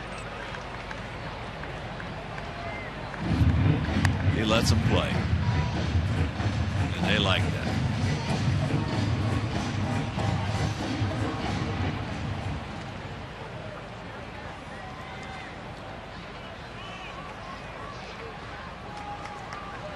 Full count to Tyler. Outfield straight up. Bit of a gap out there in left center. And there was a get me over roller.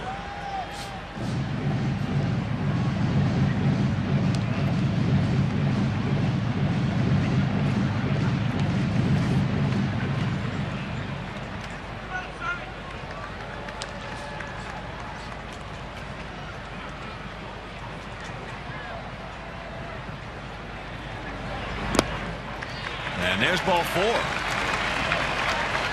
So the dreaded leadoff walk. Dan Otero loosening up in the bullpen.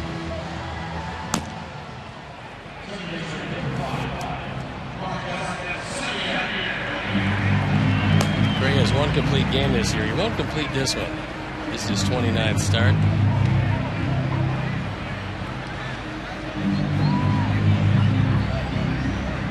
Marcus is 1 for 2.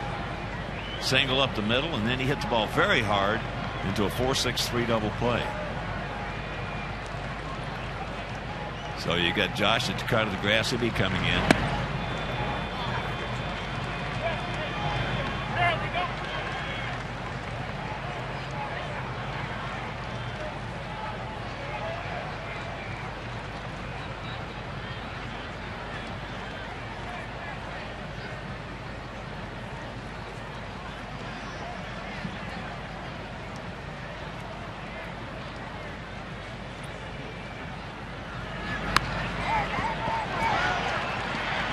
That'll get the job done. Sacrifice 1-4. call on that play is all up to Derek Norris. Because Gray is coming straight forward, cannot see the play behind him. And you depend on your catcher. If he's yelling second, you turn around. That time was first base all the way.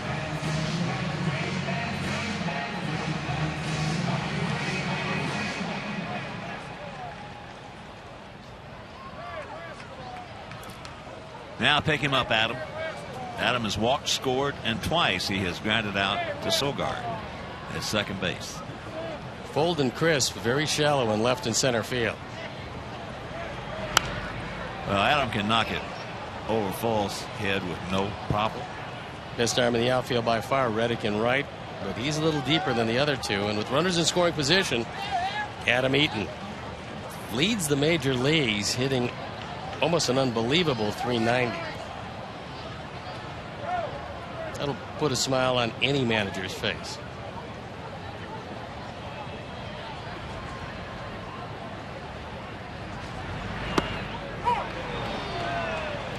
I don't think so. Dean Wallace, he's in the big hole now, 0-2. I'll let him having a couple of words with Dan Iasonia. Well, he should. Dan's had a good game, but he's missed some pitches. High curveballs that stay outside normally, you're not going to get the benefit of the doubt. And he missed that one. And Sonny Gray did.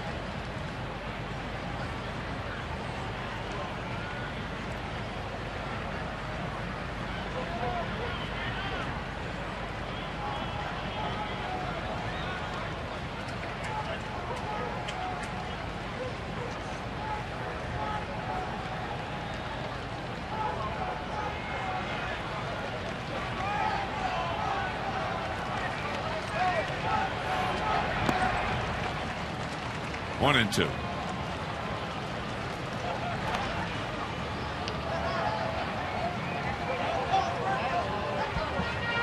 That's one of the reasons why Otero is throwing in the pen at the 101 pitch mark.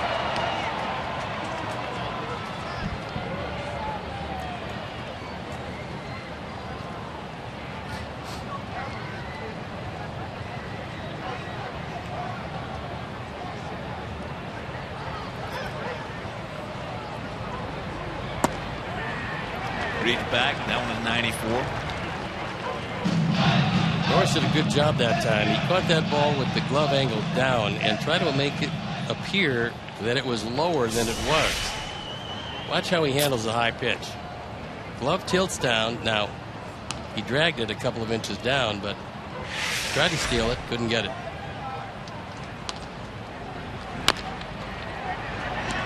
He's going to look to third, go to first. So Tyler at third, 2 down. That'll bring up Alexei.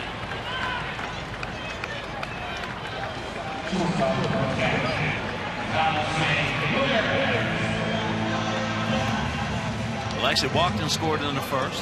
If you're just tuning in, we scored those two runs in the first inning without the benefit of a base hit. Alexei has also popped up the center and then went out deep to left. Sam Foll going up and bringing it back in the ballpark. You cannot throw your best curveball unless you have supreme confidence that your catcher is going to dig it out of the dirt.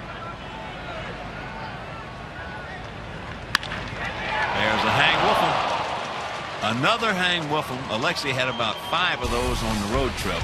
Right at somebody. Just absolutely tattooed.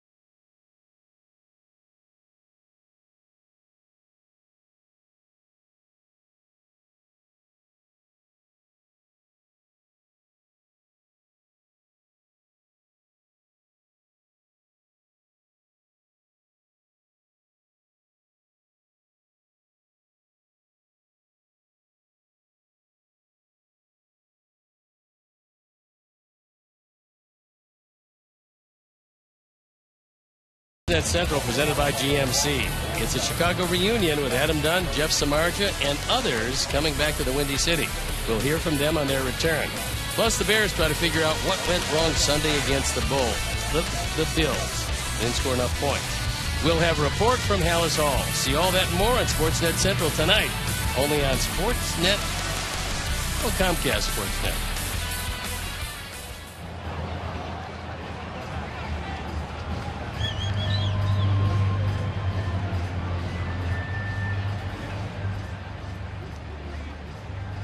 Greg Gentry will hit for Moss.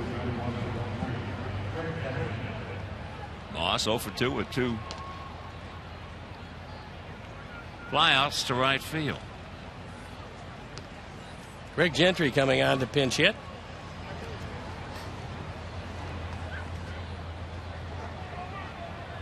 Outfield straight up.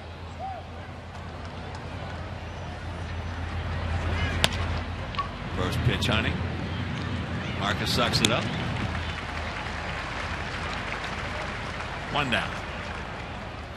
And bring your family to the ballpark for Family Sundays presented by the University of Chicago Medicine Comer Children's Hospital. Now, tickets start as low as $5 and parking is just $10. So purchase your tickets today by visiting whitesox.com/Sunday or calling 866-SOX-GAME.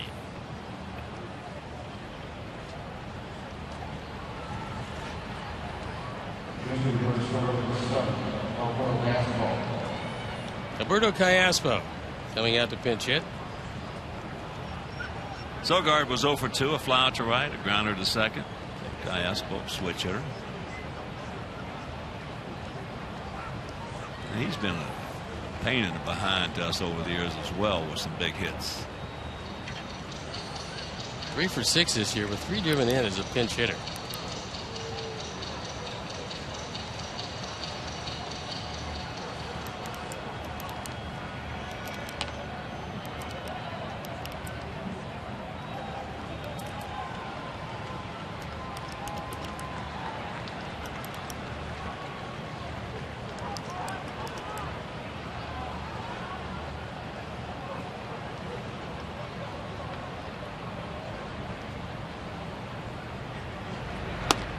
Takes ball 1, taking some other action for you. Toronto shuts out the Cubs 8-0 up at Rogers Center. Stroman 10-5. That little right-hander's got some good stuff. Duke.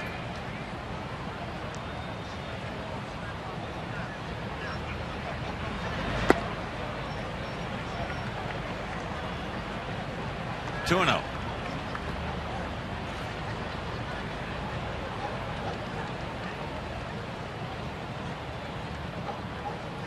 Stanton hit his 37th home run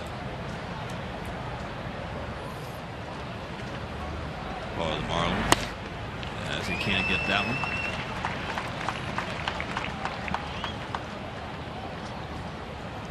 Marlins leading Milwaukee 6-2.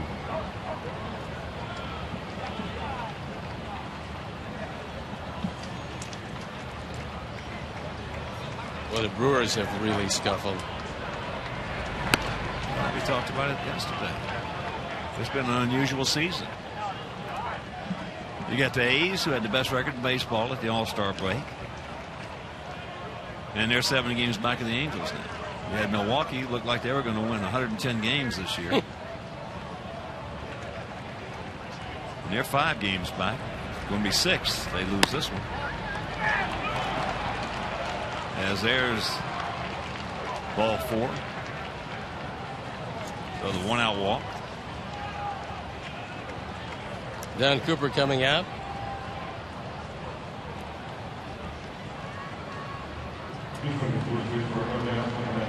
Everybody thought that Detroit was going to be a runaway in the Central, except for a few people. Toronto looked like they were going to win it by 15 to 20 games. They're in 3rd place, 10 games back at Baltimore. They just lost Melky Cabrera. He slid into first base, fractured his pinky finger, had surgery. This is a guy that's going to be a highly sought after free agent. He's lost for the rest of the year. And when are clubs going to make sure that the players that they have under contract to them understand Yeah, it's not a good thing to slide into first base. I have no idea. Head first. They'll keep losing them. When are they going to understand that? Billy Burns. Thank goodness Adam Eaton run. stopped doing it. Yep.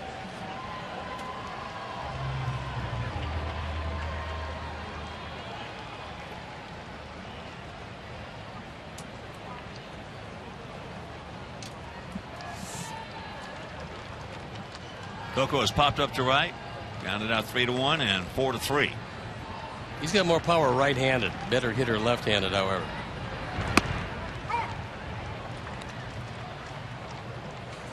He has hit 9 home runs this year, so he's got some pop. Hit, what, 22 last year? Yep. Coco has been a good player.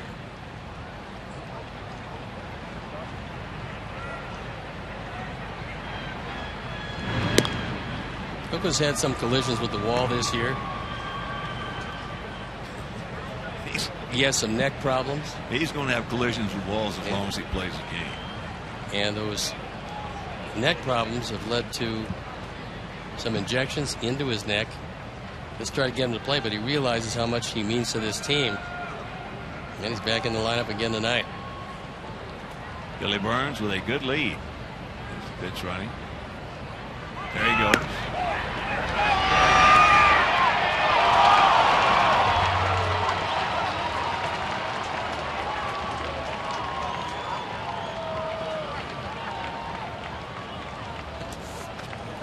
He went to the back of the bag, and that's his first stolen base. It's a pretty good jump, looking back to see if there's contact. And it's a good throw, but the hand got in before the tag. Well, Tyler did everything he could.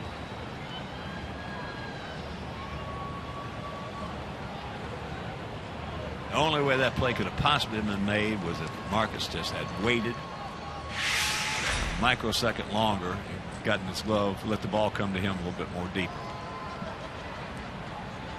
Once you go out and get it and come back, it's not going to work.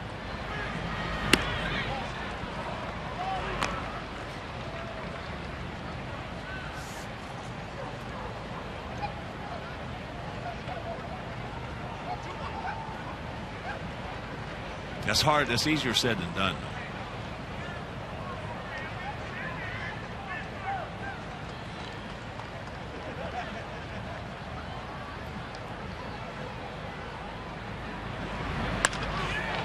That's off the end of the bat into left field, and it's going to fall for the base hit.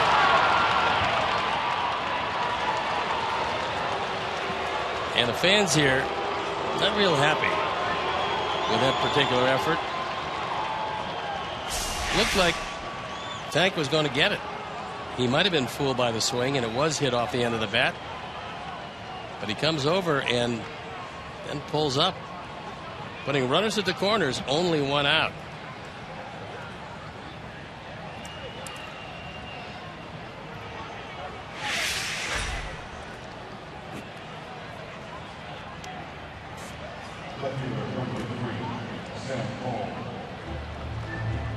Now you have to watch the bunt, because Fold does it well, always has, and it's a lefty-lefty matchup.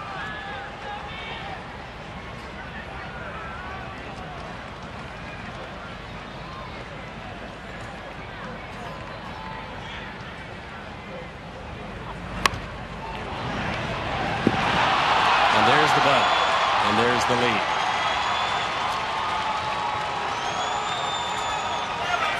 Four-3. Oakland.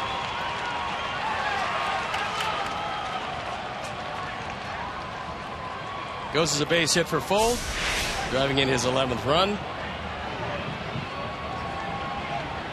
And Burns scores easily. That was a safety squeeze, and that's going to be it for Eric Surkamp. Well, he was a 8-3 favorite. Against that left-hander. Meanwhile, he departs. Webb comes on, and we'll be back.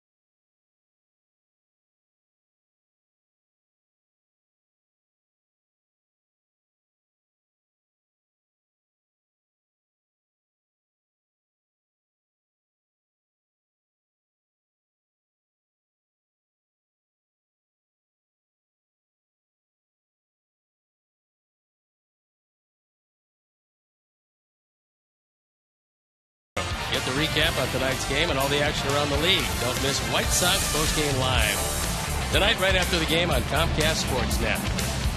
And we got Daniel Webb coming in the ball game. He inherits Athletics at first and second. Only one out. He's going to look at Josh Donaldson on for the 51st time. He's 6-4. The ERA just under 3.5. He could use a ground ball off the bat of Donaldson. He's grounded into 14 double plays this year. And he's had a tough evening tonight. He's got the hat trick.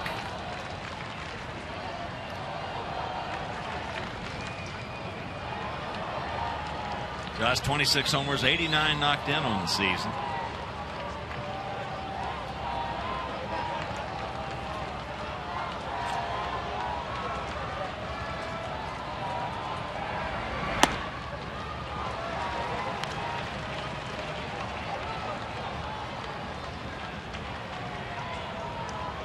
Pretty good with runners in scoring position.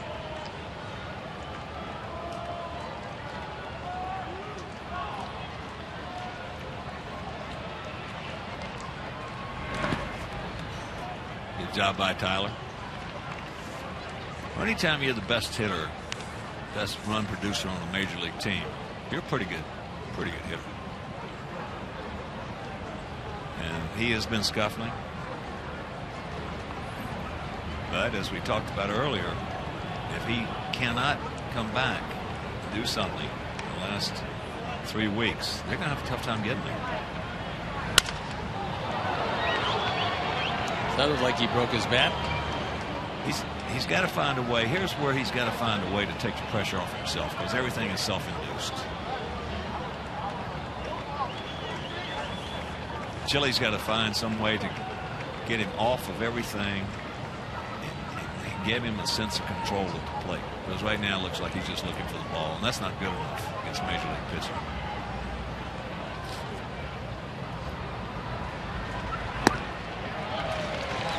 It's a four-bagger. He's just looking for the ball, and that's just a bad feeling and a terrible state to be in. As here comes Coop.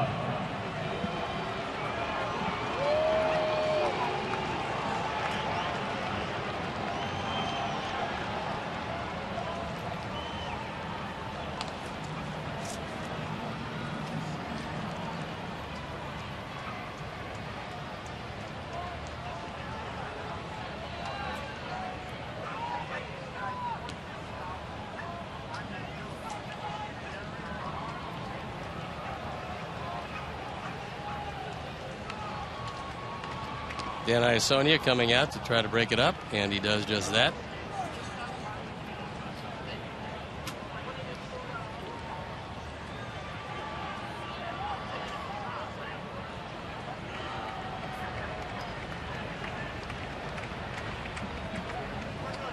Adam 1 for 3.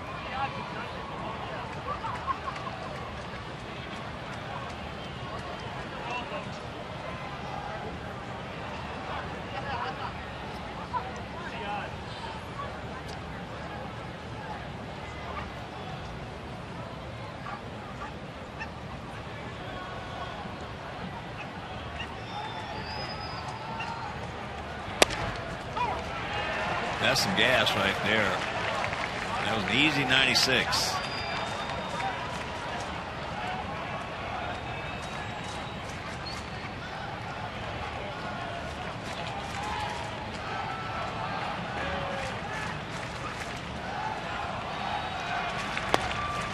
Now, you said it earlier, Steve, and it's so true. Is Josh and Moss have got to start swinging the bat if they're going to get there. If they can't, boy, well, if they can't, they won't get there. The pressure on the rest of the lineup is going to be awfully tough. Well, that's the thing, and then that's the irony. Yeah, that's the chicken and the egg right there, because both Josh and Brandon are putting pressure on themselves to do more. So if they're not doing it, the rest, what do you think the rest of the guys are going to do? They're getting real good pitching. Oh yeah. They don't have a particularly good defense. But in the past, it's been enough to hit the ball out of the ballpark with good pitching. One in, they lead at 4-3. 2 out, 2 on. And 2-2 the count.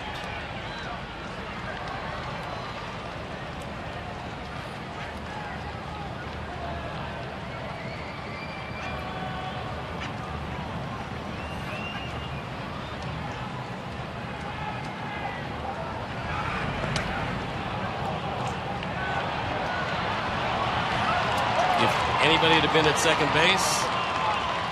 Well, they had the shift on. Yes, but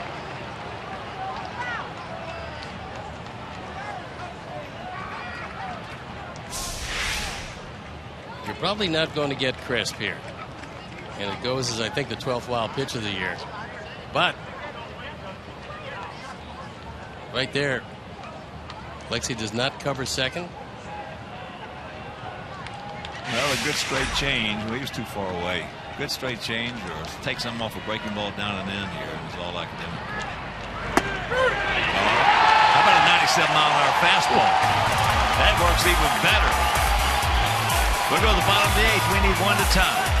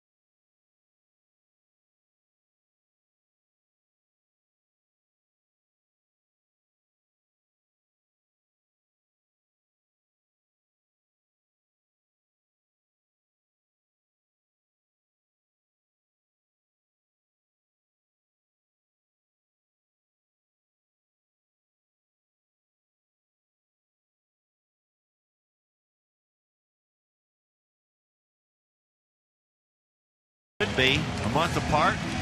2-3 game series on the Friday, Saturday, and Sunday. That's a great rivalry, and that's exactly the way it should be scheduled. And we've got a new pitcher coming into the ball game, and it's Luke Gregerson on for the 64th time. He's 4-3 with a fine 2.29 ERA. Can't close down many games, but he's not asked to anymore. He's 3 of 10 in save opportunities, but only 14 walks. He gets the ball over the plate. And Andy Perino takes over at second base. And we've got a new first baseman. It's Nate Fryman. The king-size Nate Fryman. Here's Jose. He's 0 for 3 tonight. He's due. 4-6-1 for them. 3-4-0 for us.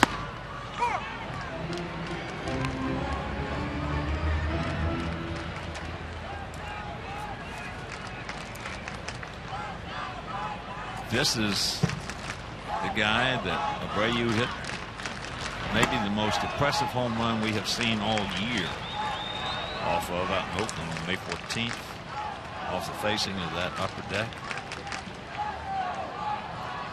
Meanwhile, the count now 1-1. Gregerson had a very good run at it with the San Diego Padres. 3 years in a row with ERAs in the 2s. And as many as 80 appearances in a year.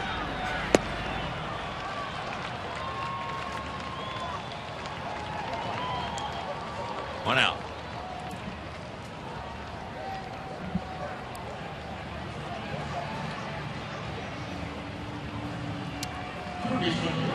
That was it. And here is Gillespie, 1 for 3. A line shot home run leading off the 6th. Ties the game at 3.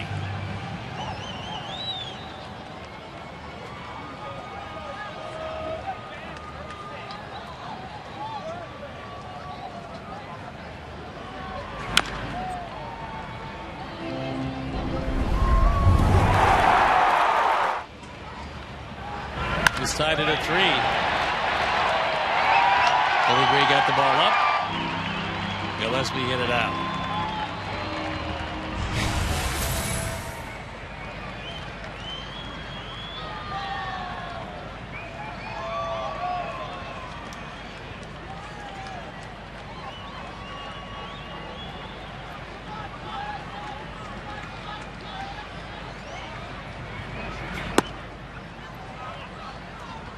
Ferguson came over from the Padres for outfielder Seth Smith, December of last year.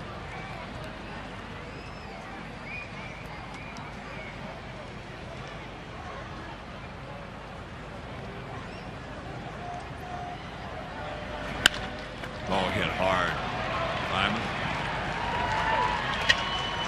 with a nice pick. 2 down.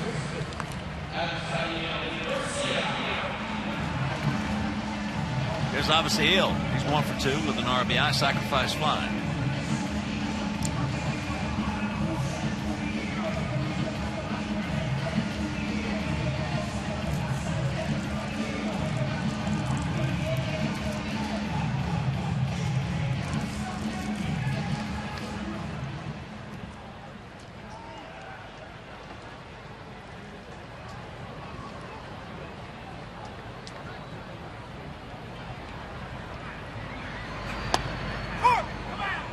Breaking ball strike that Avi didn't like, and I don't blame him.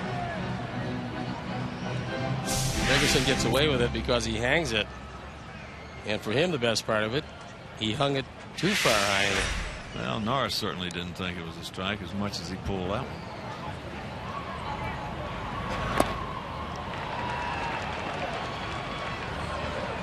The Athletics bullpen has been very good. Seattle on top, the Padres second, and the Athletics third, followed by the Giants and the Nationals.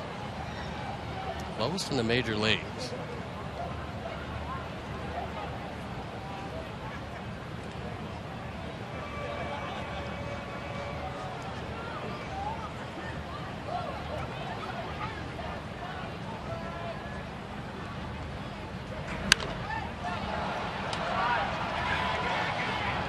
This is a quick 1-2-3 inning.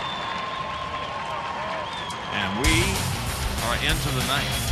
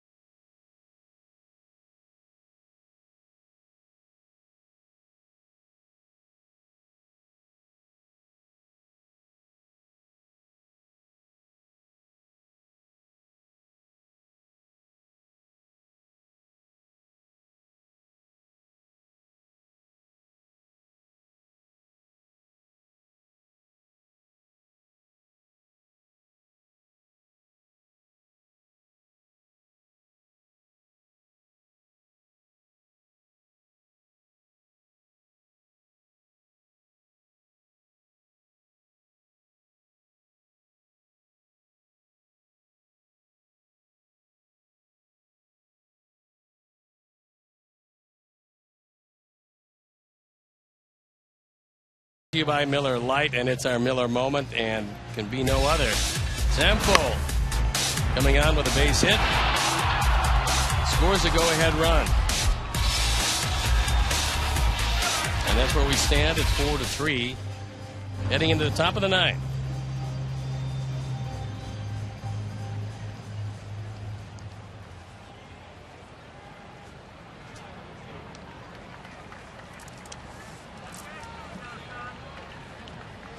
All right, here is Derek Norris.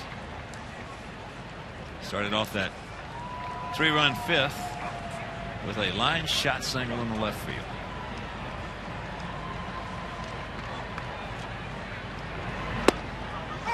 Breaking ball strike from Webb.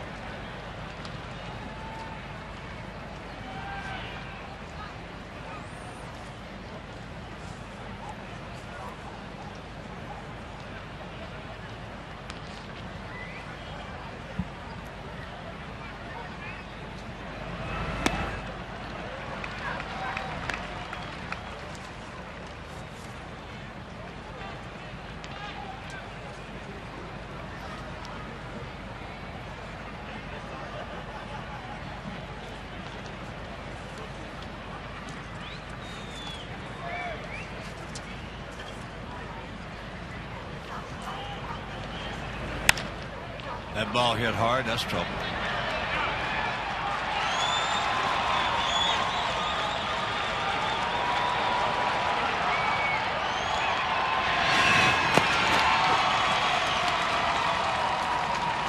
Leadoff triple. That's his first triple of the season.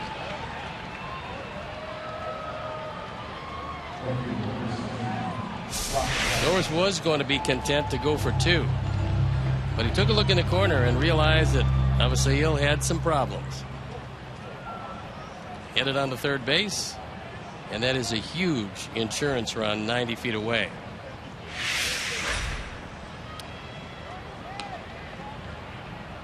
Infield in.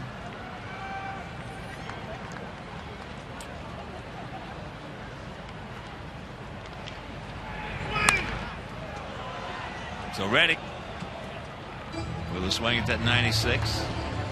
He has walked at a 2-run homer and fouled out to Flowers.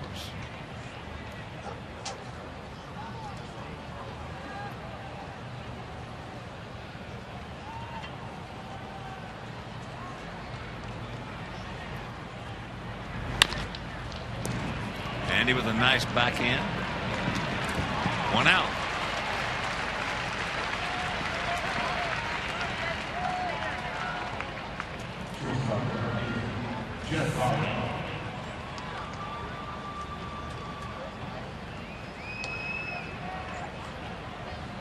Lowry's another guy who can bunt. However, he does have 6 sacrifice flies. That ties him for the team lead with Coco Crisp. And they're going to put him on. Get to Fryman.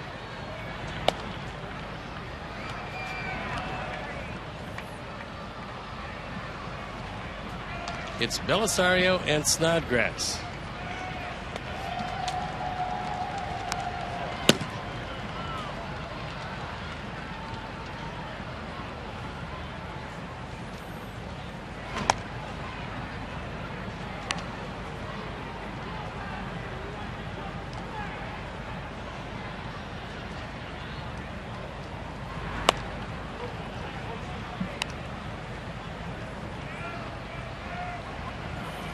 As promised earlier in the game, we have the AT&T fan photo of the game. You can tweet your photo to hashtag #ChicagoFanPhoto for a chance to be shown on our broadcast, brought to you by AT&T. And that young man is practicing for the hot dog eating contest later in life as he stretches out his mouth and enjoys his day at the ballpark.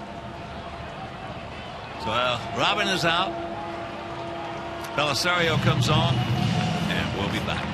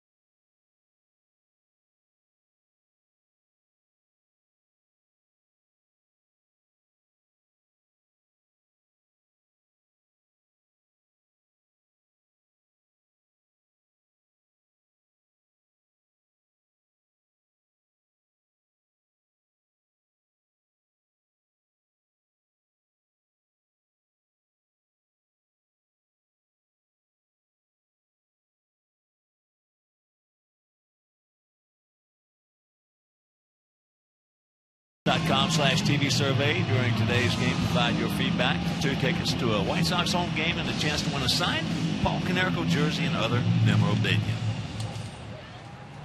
Ronald Belisario comes in the ball game at 4-8. His ERA 5.72, on for the 57th time. He inherits a couple of base runners at first and third. Only 1 out here in the 9th inning. So a couple of big men going at each other right here. Fryman 6'8", 250 pounds. 1 out, runners at the corners. And there's first pitch strike. That one at 92.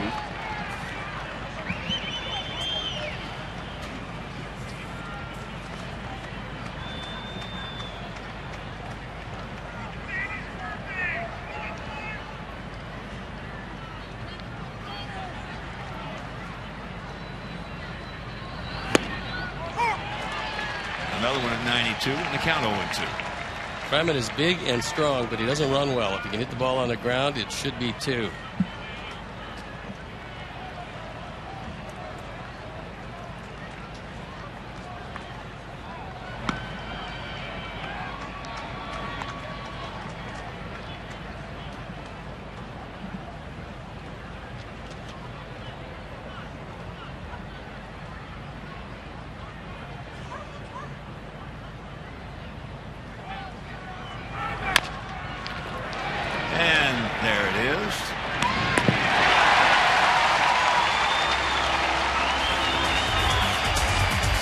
Out of it with the double play.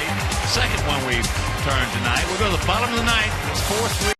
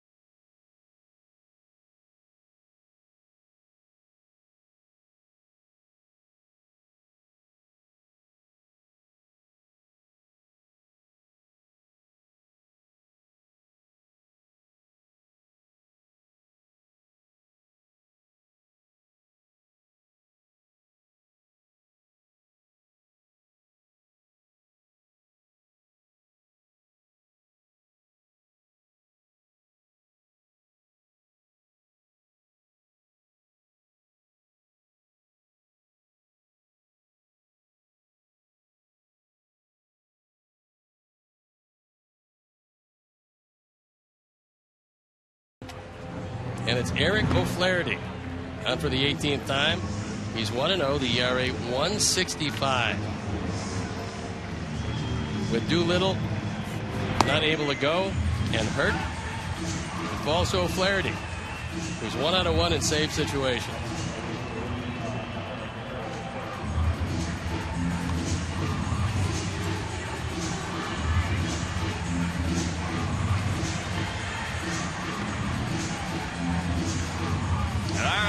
We go. Michael Taylor's going to hit for Andy.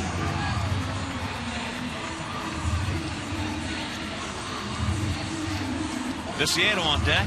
Flowers in the hole.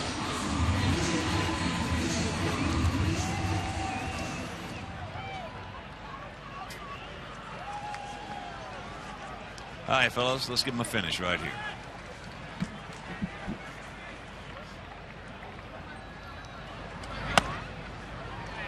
Takes it high and wide.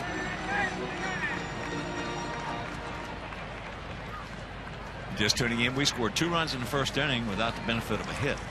They scored 3 in the 5th. We tied it in the 6th. Home run by Gillespie. And the count 2-1. Then they put one on the board last inning. They've lost 5 games when leading after 8 innings. That's the third most in the major league.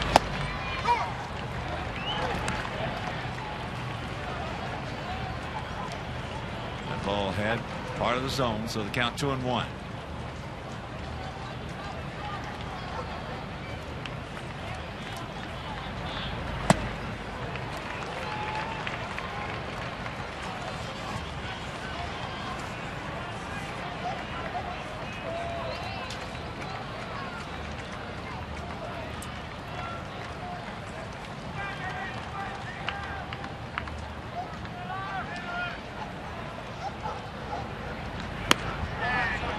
Full count.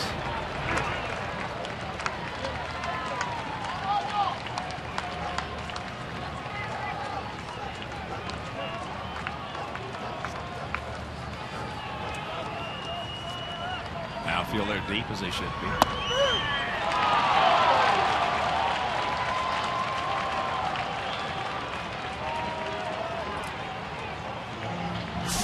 One out.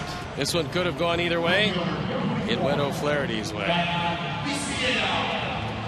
Michael thought it was inside. And they had a coin kick.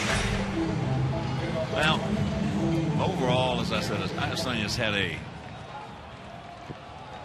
had a good game tonight. Not a great one, but he's missing. There's a strike.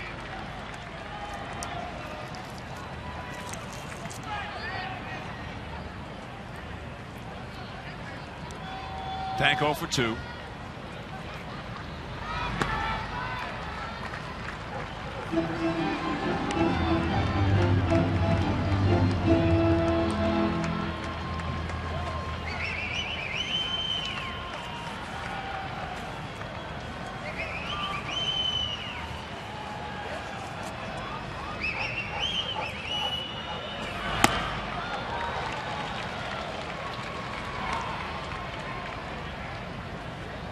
Flaherty's the first reliever in Major League history to have an ERA under 1 with at least 70 appearances in a season. He did that in 2011.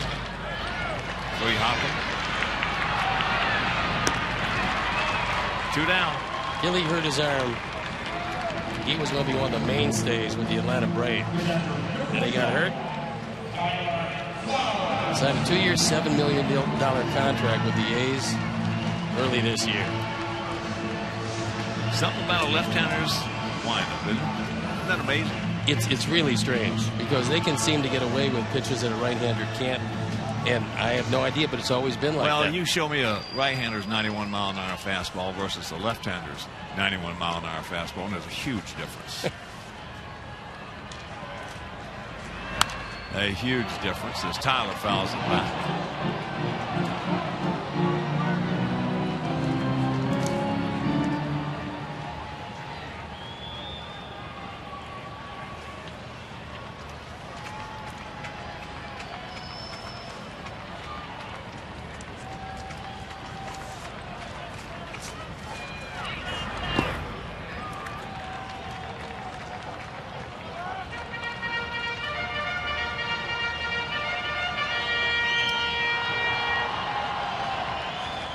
If you're just tuning in, Hector Noesi pitched well tonight.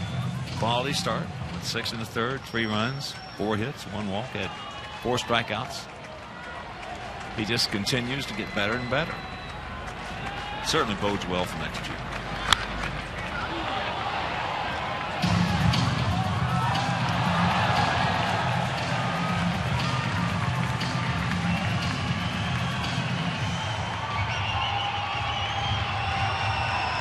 One and 2 with 2 down here in the bottom of the 9th inning.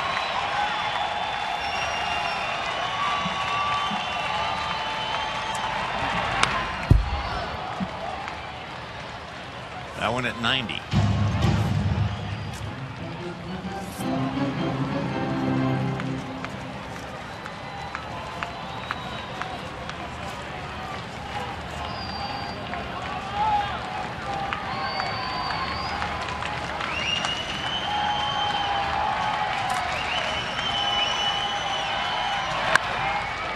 Ball's hit hard but foul. Sam Fuld, who made a nice catch off Alexei, Back in the 5th inning. Went up, brought it back in.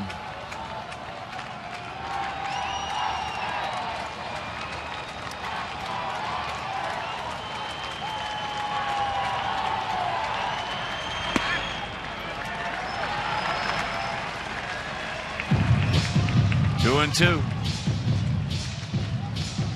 Marcus Semien on deck.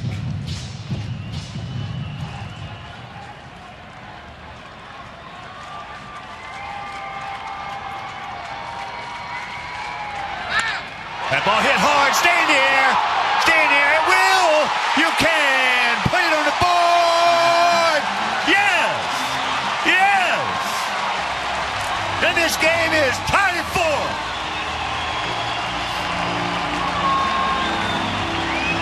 th home run, 46th driven in. O'Flaherty got one over the middle of the plate, and Tyler Flowers hit it out. Ford home run replay. It's a slider that doesn't do much. And the Athletics, who have some problems putting him away, have some more problems putting it away.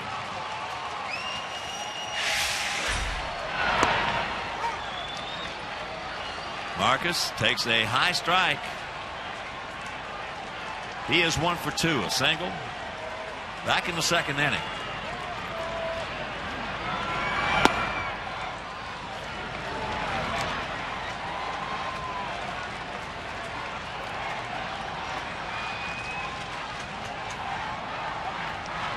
Boy, that was just an absolute bow and arrow, that one out of here.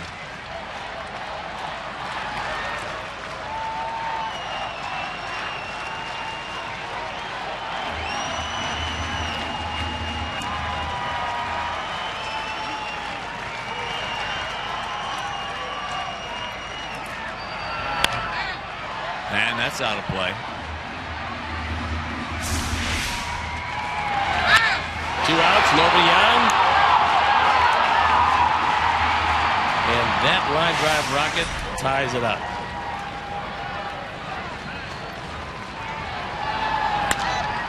That ball hit into left field. Sam Fall is there. Makes the catch, but the home run by Tyler Flowers. And we will go to extra innings. Tied at 4.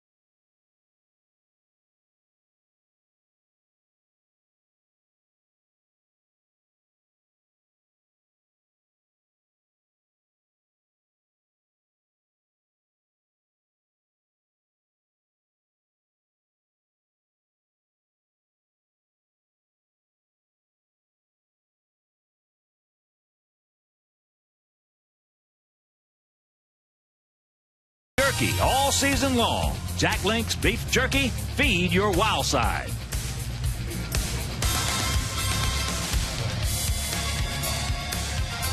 Got some changes for you as Michael Taylor stays in the game at left field. And that shifts Dan Viciedo over to first base.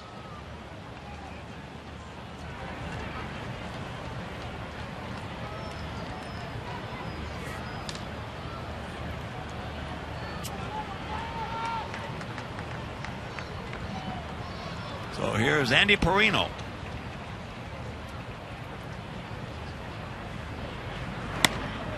Almost got it.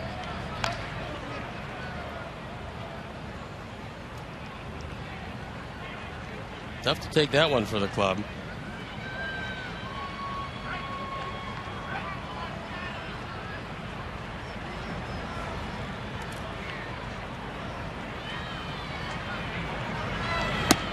Checks it up, takes a strike. Andy, 28 years old,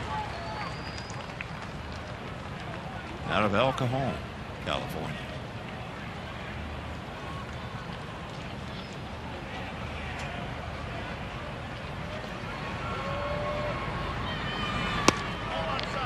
Jacks it up in the count, 2-1.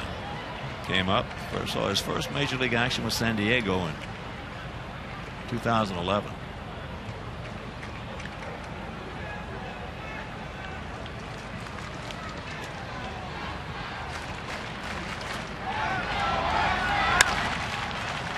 High pop up, Michael.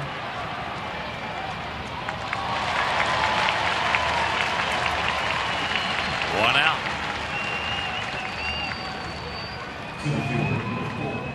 This is our 14th extra inning game. In the first 13, we're 5-8. We have played 5 of them here at home, and in those 5, we are 1-4. For the A's, this is their 19th extra inning game. In the first 18, they're 11-7. They have played 10 on the road, and they're 6-4. That's off the end of the bat, slicing away. Michael. Yes, what a nice play by Michael Taylor. Didn't look like he had a chance to get there, but he did.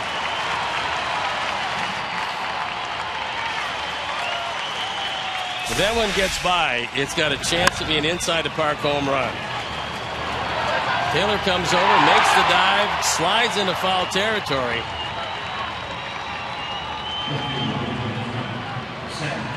Well, if it wasn't going to be an inside the park, it'd have been the easiest triple he ever saw. 2 up and 2 down. Coco Crisp resigned to his fate. Nice play by Michael Taylor. What a play.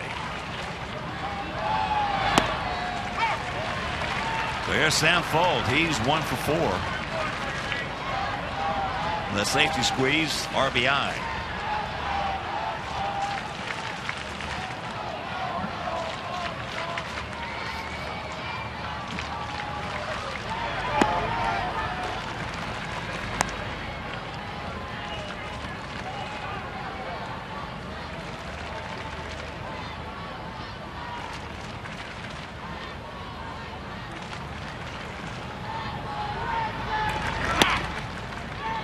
Two and one.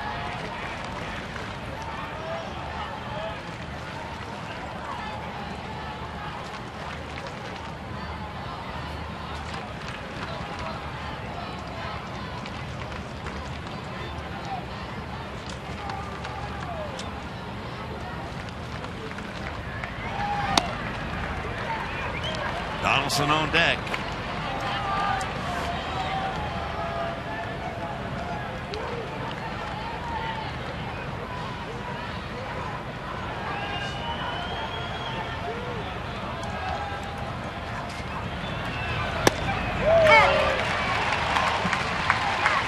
Full count.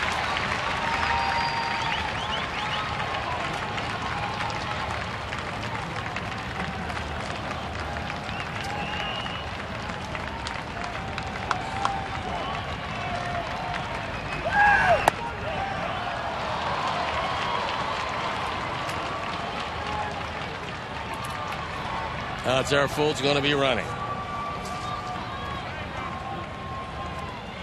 19 for 23. And stolen bases. Here's Donaldson. He's 0 for 4 tonight with 4 strikeouts.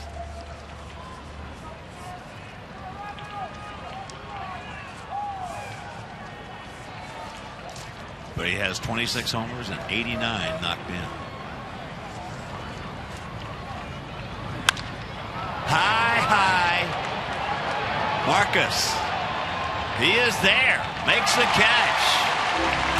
And that'll retire the side. It'll be Eaton Ramirez and Abreu in the bottom of the 10th.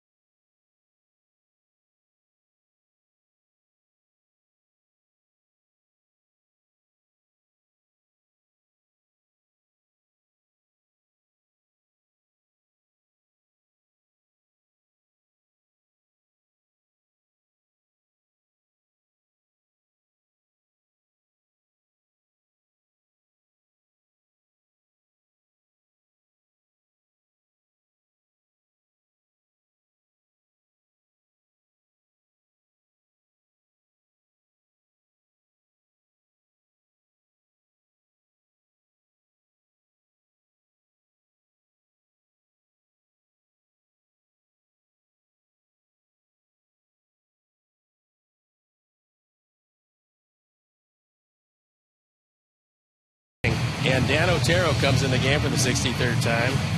He's been the right man in the right spot. He's 8-1. His ERA 2.09. But he's got to hold the top of the order, or he's going to move to 2 losses. We get the right men up.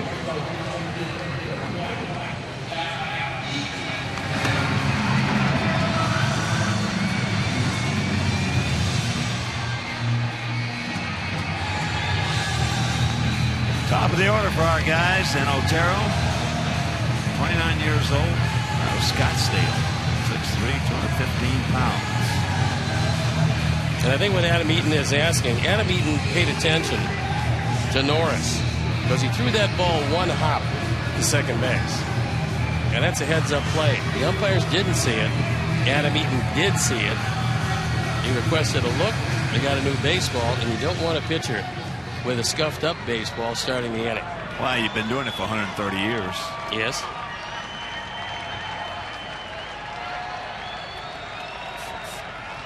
So here we go. First pitch strike. Adam walked, leading off the bottom of the first, then came around to score. And then twice he has grounded out to second, and once back to the pitcher. So he's due. He's 0 for 3. Big hack in the count, 0-2. Looked like he was trying to end it right there with his second home run of the year.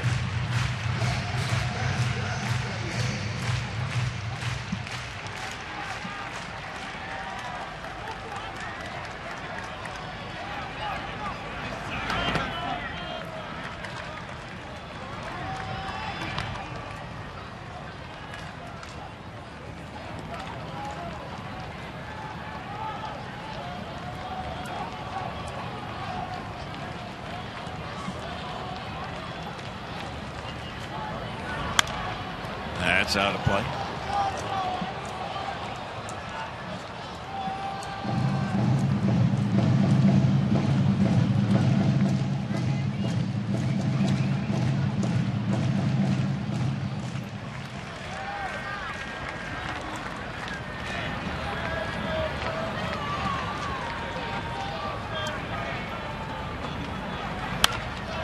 And another souvenir.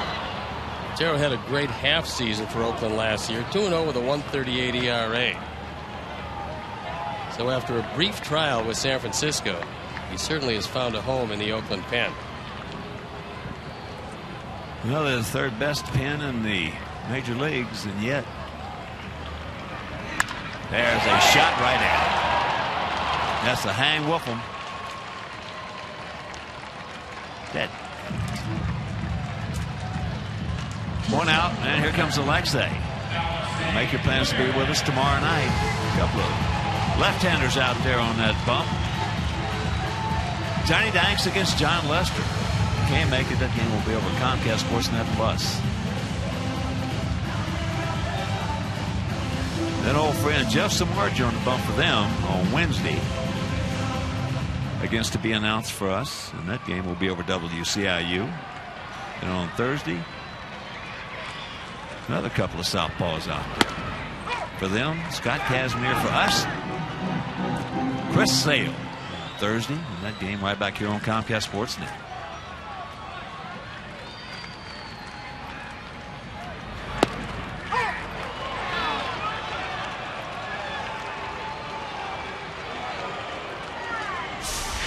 Second one was better than the first one. Alexei thought it might have been down, had the plate. Well.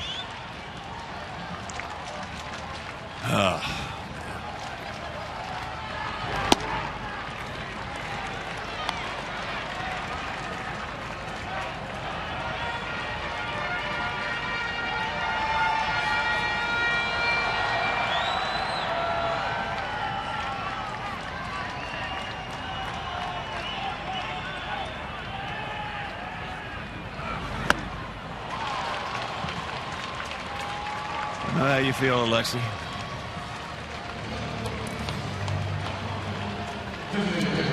Know how you feel, buddy.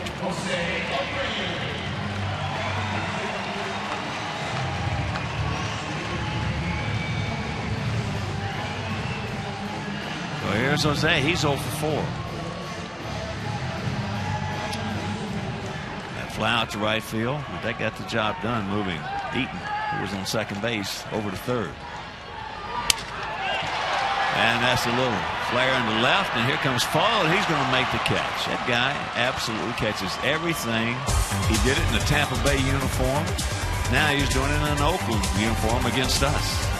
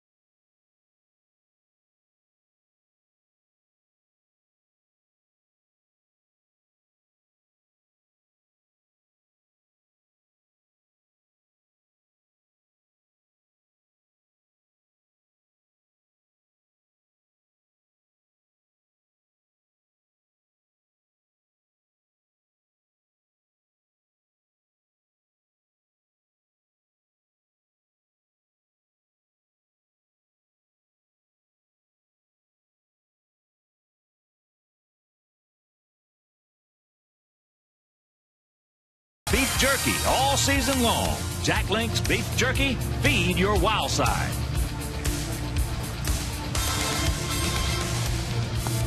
We got a new pitcher, and it's Javi Guerra. Javi 1-3, ERA 2.75, on for the 37th time. They look at some pretty impressive numbers. The first man he's going to look at is the big man, Adam Dunn.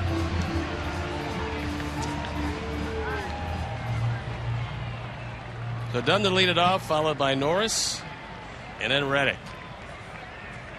And as the infield moves into the shift, Adam Dunn 1 for 4. He singled in the second inning.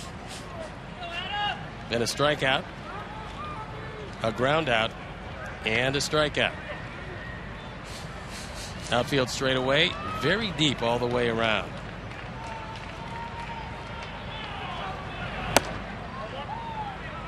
And that one misses up high.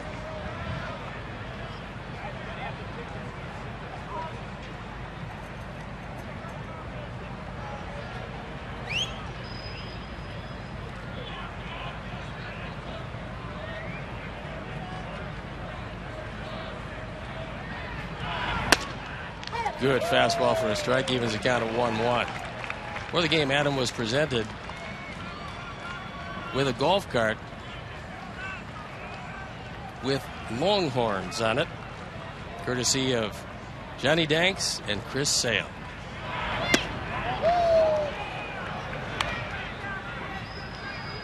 That curveball misses up, and the count goes to 2-1.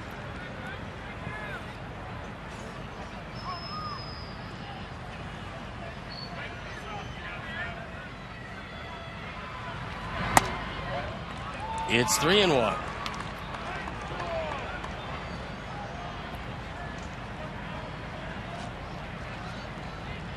Norris, who's 2 for 4 with a single, a run scored, and a triple waiting in the on-deck circle. Line drive, caught. Connor Gillespie right there in the only spot occupied on the left side of the infield.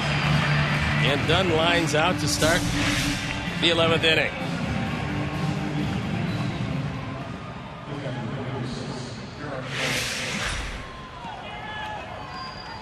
Well, Adam Dunn is a person. If you ever hear a bad word about him, you better check out who said it. No, he's been a favorite of his teammates every place he's ever gone. There's no doubt about that. I've seen a lot of clubhouses in my day. He's one of the best guys in a clubhouse you'll ever see. Brings up Derek Norris. And he takes a fastball up and out of the zone. I just wish that Adam's playing time here in his almost 4 years had been a little better. Adam said the same thing. Yes, he did. He was really disappointed. But no, he never one time offered an excuse or an alibi or anything. Good fastball for a strike, and that evens the count of 1-1.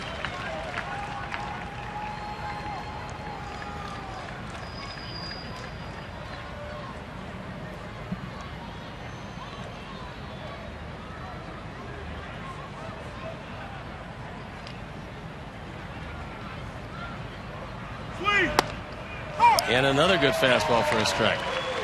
Both of them painting the inside corner. So the count goes to 1-2 with Josh Reddick in the on-deck circle. His 2-run homer in the 5th inning tied this game at 2.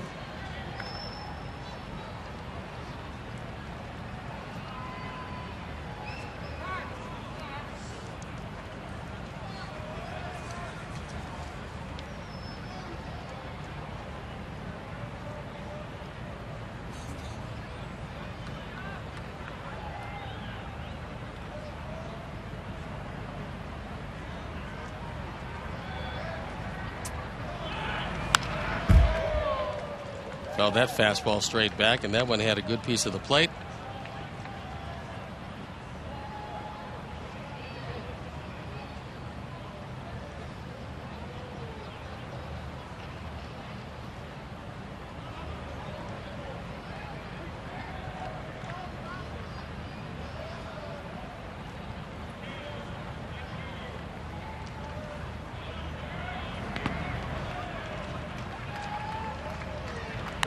Count evens at 2.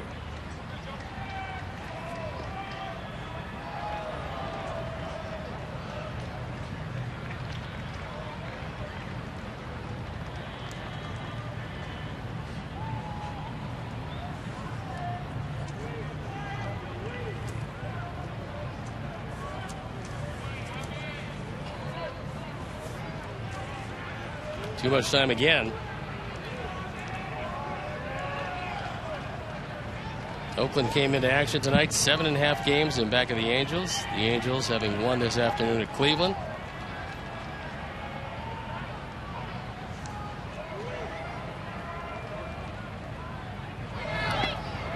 That one well out in front of the plate, and the count goes full.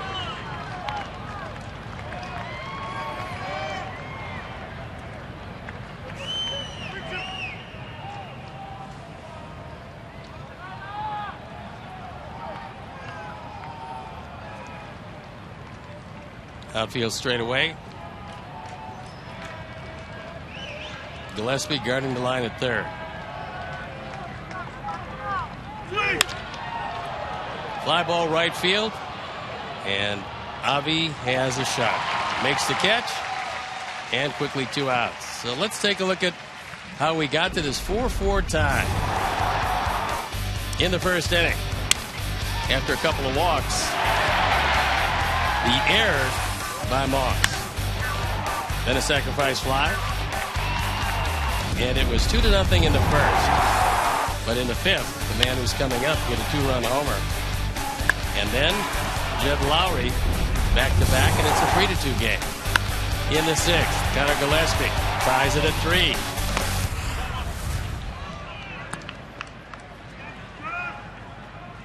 And we stand at 4-4 as Reddick takes a breaking ball up and out of the zone.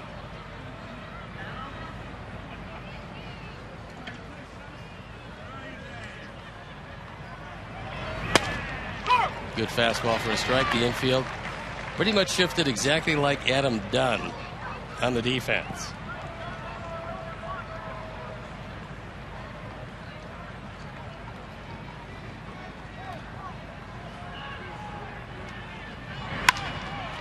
Well hit to center field, but Adam Eaton has room. Coasts under it and makes the catch. So we'll head into the bottom of the 11th with the score tied at 4.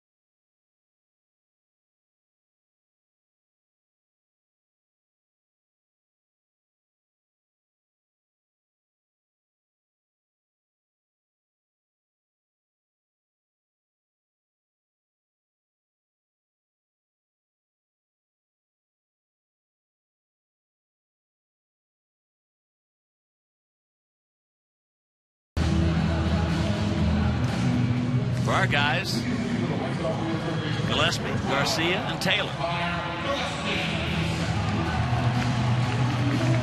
Connor's 1 for 4 with that home run. Tied it. You just saw that little review we gave you.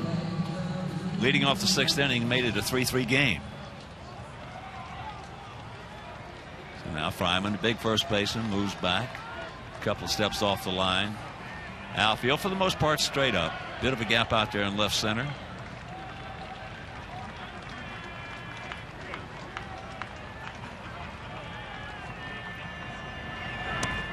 And there's ball 1. It's the first of a 4-game set with these guys. The first of a 7-game homestand. Next to the last homestand of the year. We finished off with 3 against Minnesota. Friday, Saturday, and Sunday. And then we hit the road. 3 in Kansas City, and an off day in Tampa Bay, where we'll have 3 there. We can go from Tampa Bay to Detroit for 3. And we'll come home on the 25th for 4 games against Kansas City.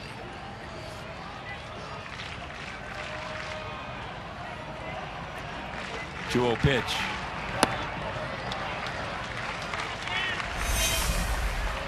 And there it is. Last road trip of the season. 9 games in 10 days.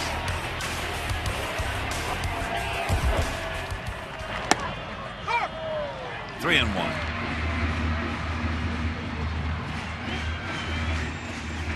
Connor should get a fastball here.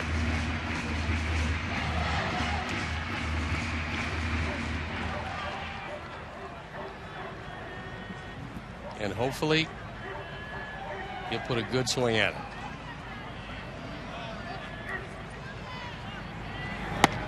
Oh, that was off the plate. That was ball 4. Called a strike. That one way outside. This is not a real good call. No. Not at all.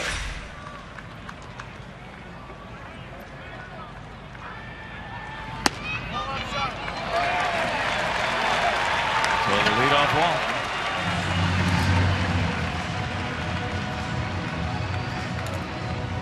And here's Avi. He is 1 for 3 with a sacrifice fly.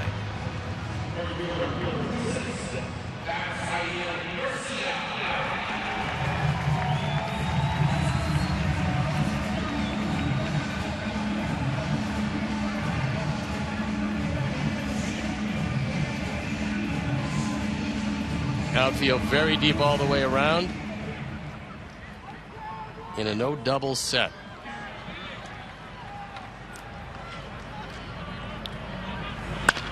Nope, double play.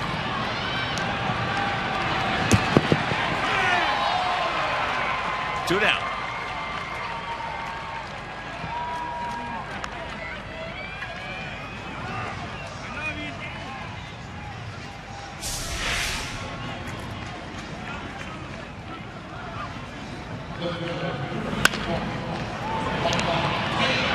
That flip almost stopped the double play from being completed.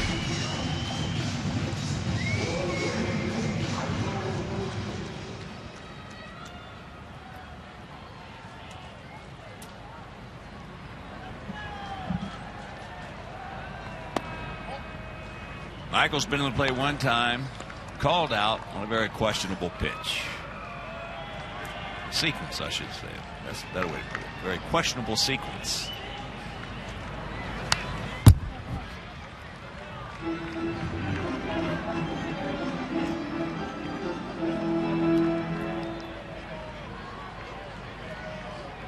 Michael's a big man, 6'5", 256 pounds. Out of Popka, Florida.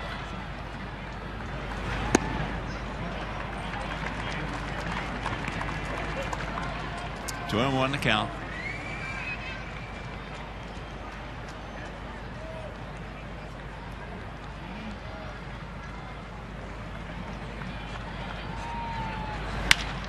Off the end of the bat. And that'll do it. We're into the 12th. Tied at 4.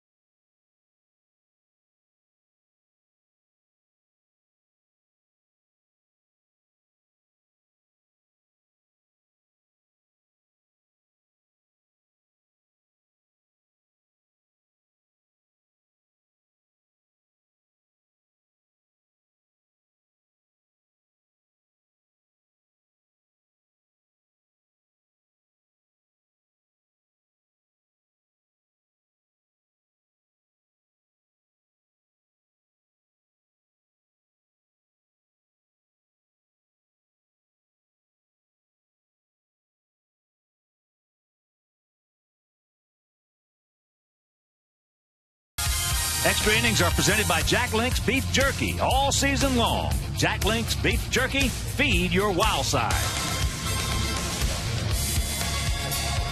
Bottom part of the order due up against Javi Guerra here in the top of the 12th. It'll be Lowry, Fryman, and Perino. And if anybody gets on, Coco Crisp.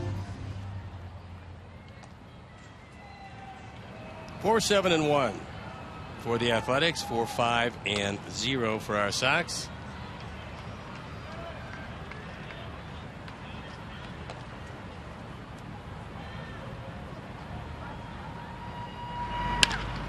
That one chopped. Good play by Viciedo. Will take it himself. And one pitch and one out.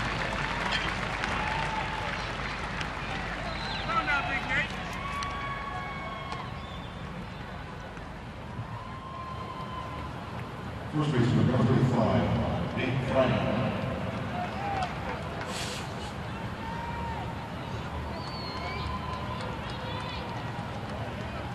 Fryman grounded into a double play in the 9th inning. That's the inning they led off with a triple and couldn't score a run. A key inning. One chop foul.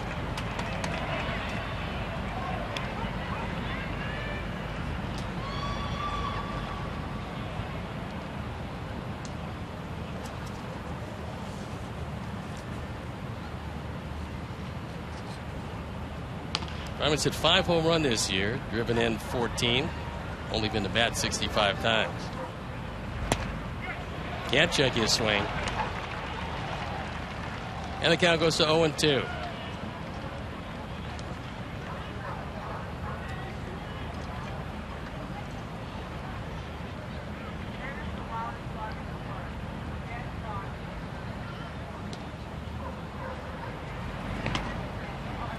Tries it again. That one misses down.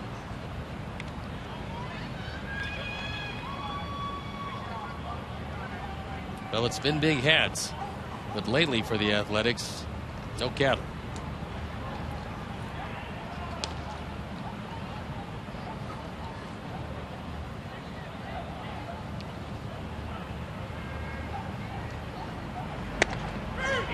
He got him. Fastball in the inside corner. And Fryman, the second out of the inning. Sets him up with a couple of hooks. Second baseman, number 12, Andy Perino.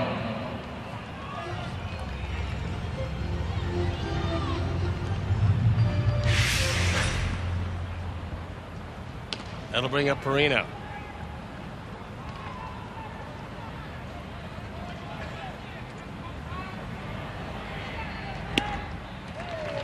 Swing through that one. He came on. Flied out in the 10th inning.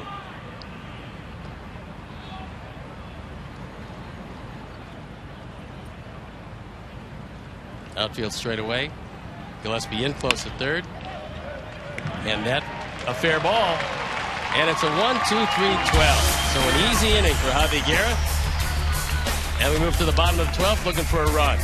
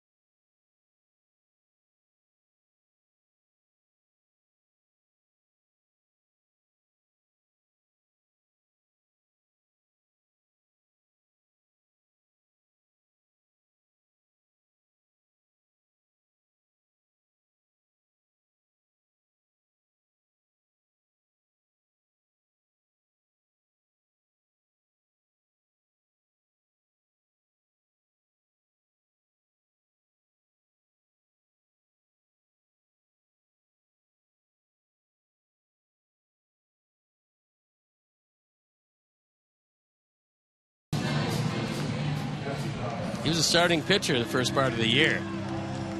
8-7 record, 3.34 ERA. He's made 21 starts. This is 10th appearance out of the bullpen. He has given up 16 home runs and 145 in the third inning. He's been 134 men. Well, he pitched against us on May 12th in 8 innings, giving up just 2 runs on 5 hits, 2 walks, had 7 strikeouts. Did a heck of a job. It was very impressive. Not too many 2-0-3-1 counts did he have that night. As we look at Tank, it'll be Viciedo, Flowers, and Semien.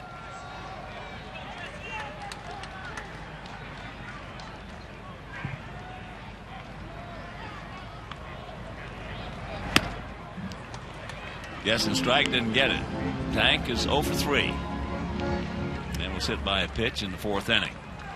Starters were Hector Noesi and Sonny Gray. Both pitched well.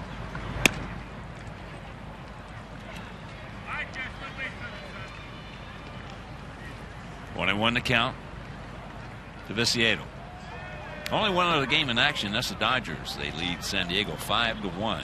Bottom of the 5th inning at Dodger Stadium. Clayton Kershaw on the bump for the Dodgers. Check that. Houston at Seattle. They're still playing. No score. That's up high. Other action. This afternoon, Tigers beat Kansas City 9-5.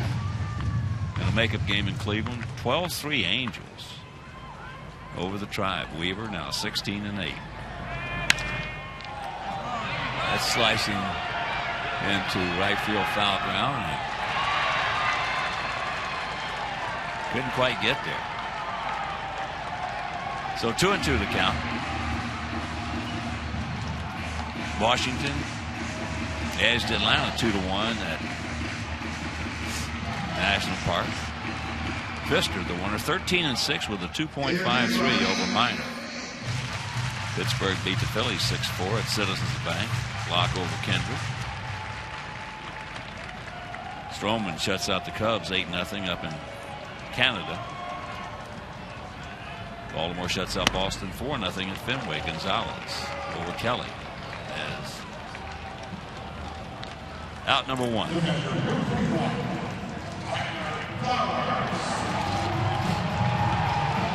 There's Tyler.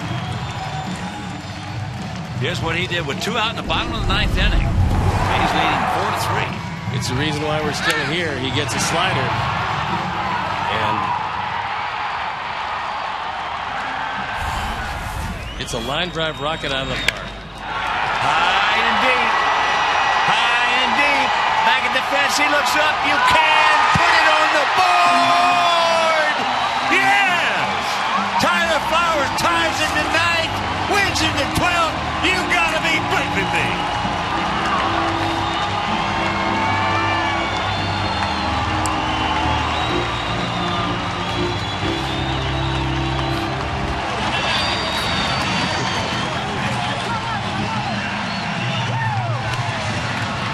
It's been a long time since I have seen somebody do that with those heroics.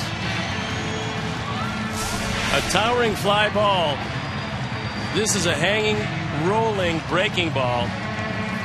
Chavez gives up his 17th home run. And for Oakland, another crusher as they lose one late. Courtesy of Tyler Flowers. He was the reason why we were here late. He's the man who ended it. And it was worth being here late.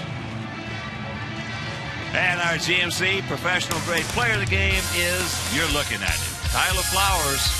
So for my partner Steve Stone, our director Jim Angio, our producer Mike Leary, our associate producer Dave Ross, our technical manager Mark Harper, the executive producer Jim Corno Jr., also the mayor, Mean Joe Groove, and up here, Mike Mayer, Frank D'Amato, Frank Leone, Doug Bullard. This is the Hawk. So long, everybody. Coming up next, Subaru Postgame Live with Chuck and Bill. You've been watching White Sox baseball on Comcast Sportsnet.